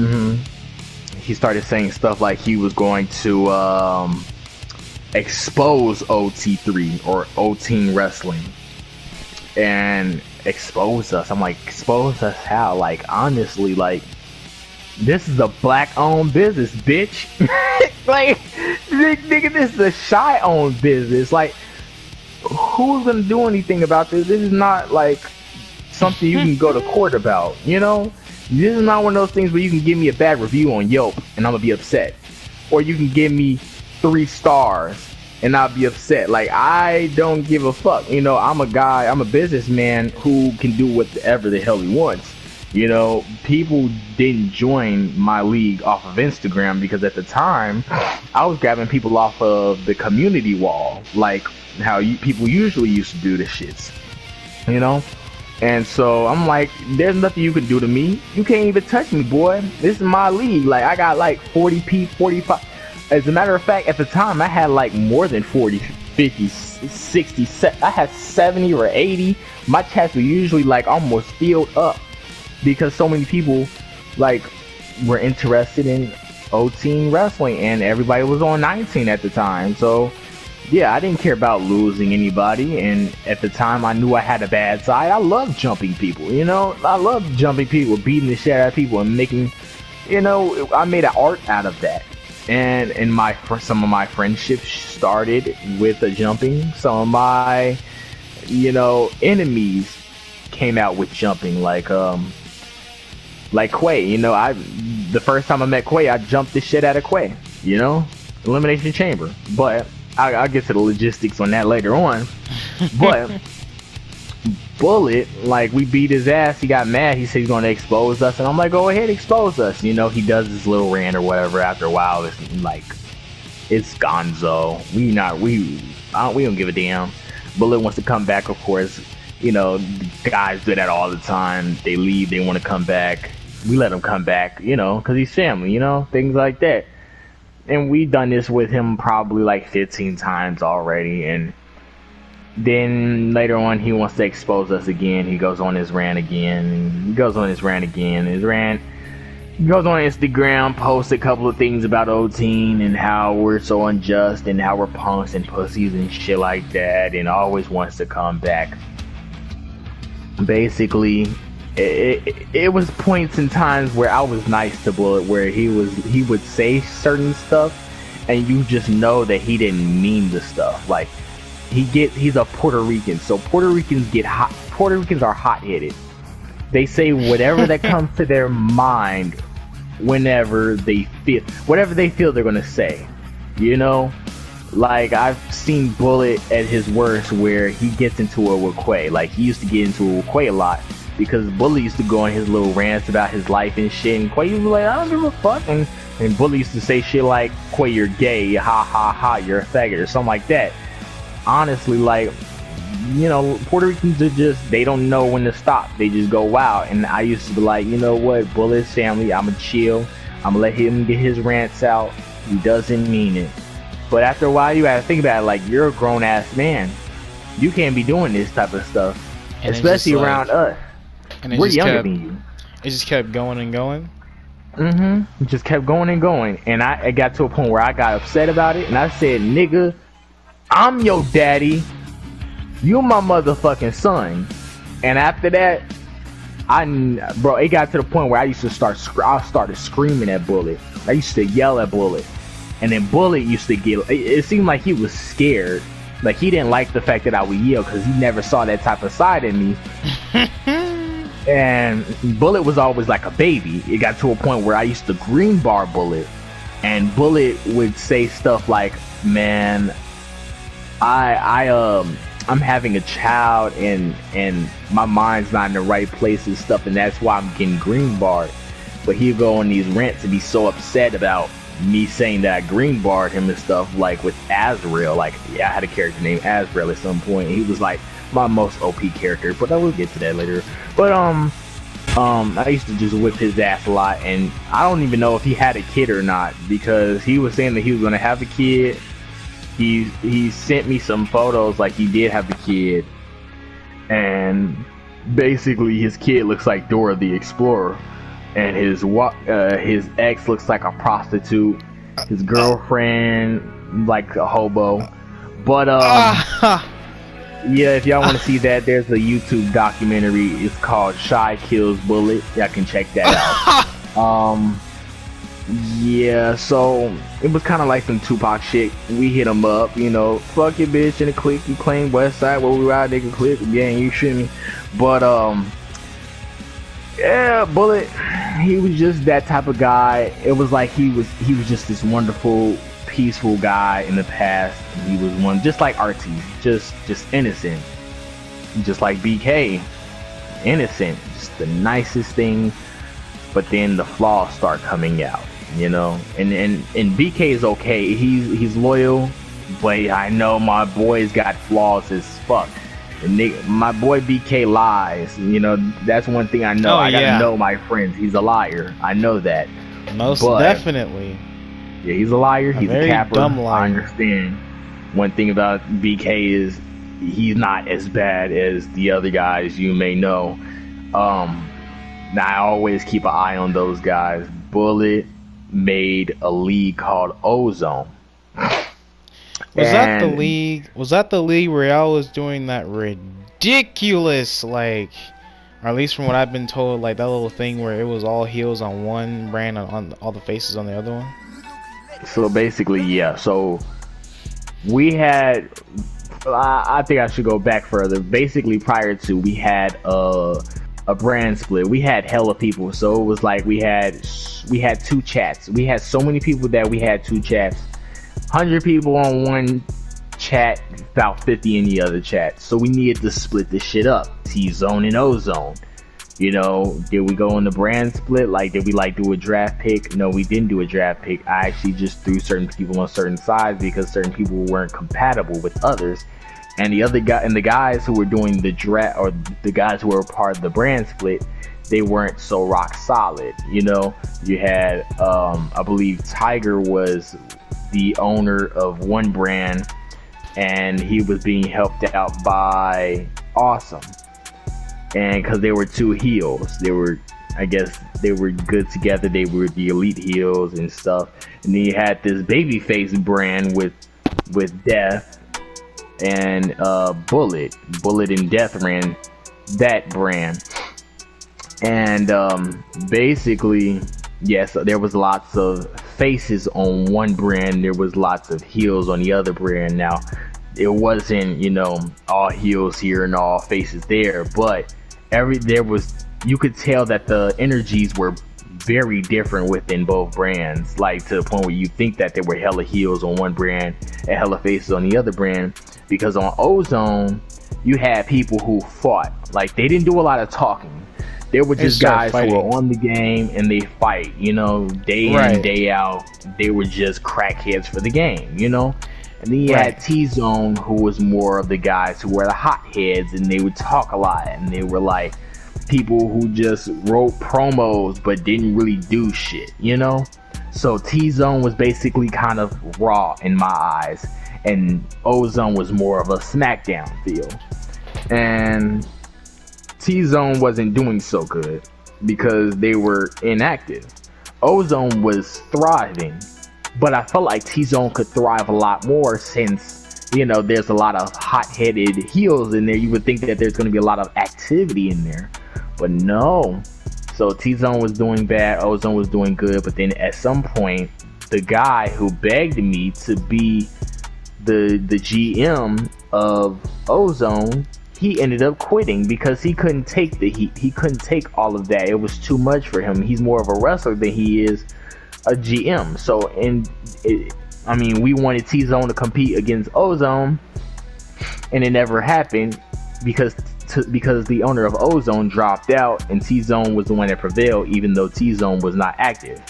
So then, I guess a couple months later, Bullet decides that fuck O-Team. He wants to say, oh, fuck O-Team, I'm gonna make my own brand. It's gonna be called Ozone. And I know why, because I'm gonna steal a name from Shy and make it my own. So he made this whole brand called Ozone, and he goes in and takes all my superstars individually. Do you wanna Do you want to join Ozone? Can you join Ozone? So you got my old team guys joining Ozone, and he didn't even tell me or ask me can they join, or can he throw up endorsements to my guys. So that's kind of like stealing my guys. And he just basically said no. They asked me to join, and then I asked my superstars, did you ask to join Bullet, or did Bullet ask you to join? My superstars all said Bullet said come join Ozone. So I'm like, oh, so you lying to me? And you know, I don't lie, why should you? So I had beef with him, and he had beef with me. He didn't like what I was doing, I didn't like what he was doing, and so he was bashing me while having his own league. And basically a lot of his guys, well, a lot of my guys left his league, and his league didn't last too long, very long. It probably lasted for like 2-3 weeks. Then a couple months later, he picked it back up, started Ozone again, didn't last very long. Then he tried it a third time, didn't last very long. Basically like Tiger when he keeps starting up UPW and it doesn't last very long. So that's basically the history on Bullet. Bullet's just a very big hothead Puerto Rican guy who just can't keep his mouth closed. Just attitude problem. Is he the reason why you're not too much of a fan of Puerto Ricans? He's one of the reasons. There's so many Puerto Ricans on this game, I just can't stand. Because I know that Smoke's also Puerto Rican. But you know, one more thing, I just want to get some clarity. Not really too much history, because I basically know the gist of, you know, the whole Looney situation about how he used to always wanted to join your league, and he was toxic, and then he left, and he wanted to come back, and he was talking shit about someone's dead relative, I believe. Is that right? And you went off on him, and then everyone, well, I think it was BK who was going off on him, talking about his mom, I believe, that passed. And just bringing majority of that, just bringing it outside the game. And when we were in that party, like, you two went off on Looney. Like, he didn't say a word after like the first 10 minutes, and I don't know, I was just like, who's this Looney guy? I feel like I've seen him before. And then I look back on this four-way I did where it was me, you, Looney, and Jay. I was like, oh, he's the guy I yellow barred. Oh, I just thought he was just one of those random people that just so happened to be in O team. No, I didn't know. Because that whole party was hilarious. But yeah, so he has some ties with AEW. So he was one of those guys who were labeled as a spy for AEW to watch O Team Wrestling, because AEW, they needed some creative genius, of course, and they were stealing stuff from us. And on top of that, they went to see if we had their names in our mouths and things like that. So they had certain spies in there, which was RT was one of them. And he had Looney, another one. And yeah, it got to a point where Looney said that O Team wasn't booking him, and quite clearly put him on the card. Looney ended up leaving, going to UPW. But even then, at a certain point in time, he used a team with a guy named Sean, DJ Spoonerooney, back in the O Team, and they were called the Severed Roses. Looney is also Puerto Rican, of course, as you may know. Yes, and he's one of those guys who will be in your league and like talk shit about another league, and then after this doesn't work out for him, he'll go to that league and talk shit about this league. So yeah, I've been told that he's been doing a whole lot of like weird stuff, and I'm just sitting here like, why do people take this game so seriously to where they have to take things outside the game and, like, you know, make fun of or joke about someone's dead relative and things like that? And that shit's just really like lame to me, you know, like like that sounds like some real toxic, over dramatic shit that he's been doing with a bunch of different leagues. Like I don't really know too much about them, nor do I really care. I just wanted to know just a tiny bit more like insight of that whole little situation you guys had going on like last week or a couple days back. I don't remember. Yeah. Any last bits of things you want to say about FCW? Anything about FCW? In terms of what? Just how the company is in general, you know, just the direction it's going.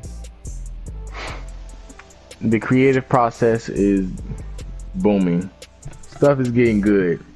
Whole time we can't recreate things to make them better in the past, or even, you know, keep getting the same reaction, but things are most definitely good on the video side, and in production and entertainment. This might be most definitely a league that takes this community by storm. In terms of the curriculum, I'll never what's the word, disrespect another man's company, especially if it's, you know, actually doing well and succeeding. There's a different curriculum in FCW, and I could respect that, you know. I may not agree with this stuff, but I most definitely have to respect it. In terms of AEW not respecting what they got going on there, that's bad. AEW, get it together. Yeah, I know I'm one of those guys who get upset when someone hits me with a finisher, and then I use Brazil and somebody locks me in the camel clutch to tap me out. Regular move, you know. That's probably the most horrific thing that glows me. That's probably the most biggest issue I did have there, next to the burning. But that regular submitting got me fucked up. But other than that, basically, it's going in the right direction, and I think a lot of people are going to have fun here. And yeah, I think it may be something that could blow up some records, because honestly, Kay, you really don't think about it as much, but a lot of guys text you. I've seen some guy text you and he said, man, how do y'all do that? Y'all have a whole competition league, a PvP league. How do y'all run something like that? It's so hard. He said that, right? You remember that? Yep. Yeah, I remember. And that's the thing. That's the thing about us in these competition leagues. People claim that Sim is so much better than PvP. Now, I'm not going to say who is better. Obviously, I believe PvP is better, but that's my opinion. But some guys say that Sim is harder to do. You know, competition is, because you have to have certain people on the game when they need to be. You have to depend on a certain person. This is kind of like a job, if anything, you know. You basically, me and Kay are the most powerful men in CAW, and the reason why we're the most powerful men is because we actually have a full-on army around the world. We don't think of it like that. Y'all don't think of it like that, but in terms of me and Kay, we're not using computers. We're not creating characters and putting them in matches together with AIs. No, we have people all around the world playing in our league, making memories in our league. We basically control the people in our league. We own their asses. So, I mean, we're powerful. Honestly, Kay, somebody told me that I have the power to blacklist a person. So if I don't like the way a person is moving around, like per se Looney really got on my nerves really badly, to the point where I didn't want to see him anymore. People can't hire him in their leagues anymore unless they want to have some type of beef with me. And trust me, no company wants to have beef with me. So if Looney's a part of a company like IPCW or I don't know, AEW, they better let him go. because I'm coming in hot, and they're not gonna want to risk something like that for one superstar, especially one that's not gonna be loyal to their brand anyway. So we most definitely have power to blacklist a guy. And like I said before, my partners are my brothers, and whoever my partners are having issues with, I have issues with. So FCW, I'm saying it right now, if you have problems with AEW, I have problems with AEW. Same thing I told POW. We're in this together. So we're basically mobsters. We're dictators. We run the world. We run the people in here. We don't run computers, AIs. We're not simmers, we're not e-fetters. We actually run people. That's really well thought out. I didn't really think of it too much like that, but you know, just me being associated with, FCW and OT, it's just a big growing progress with both shows. And at the end of the day, I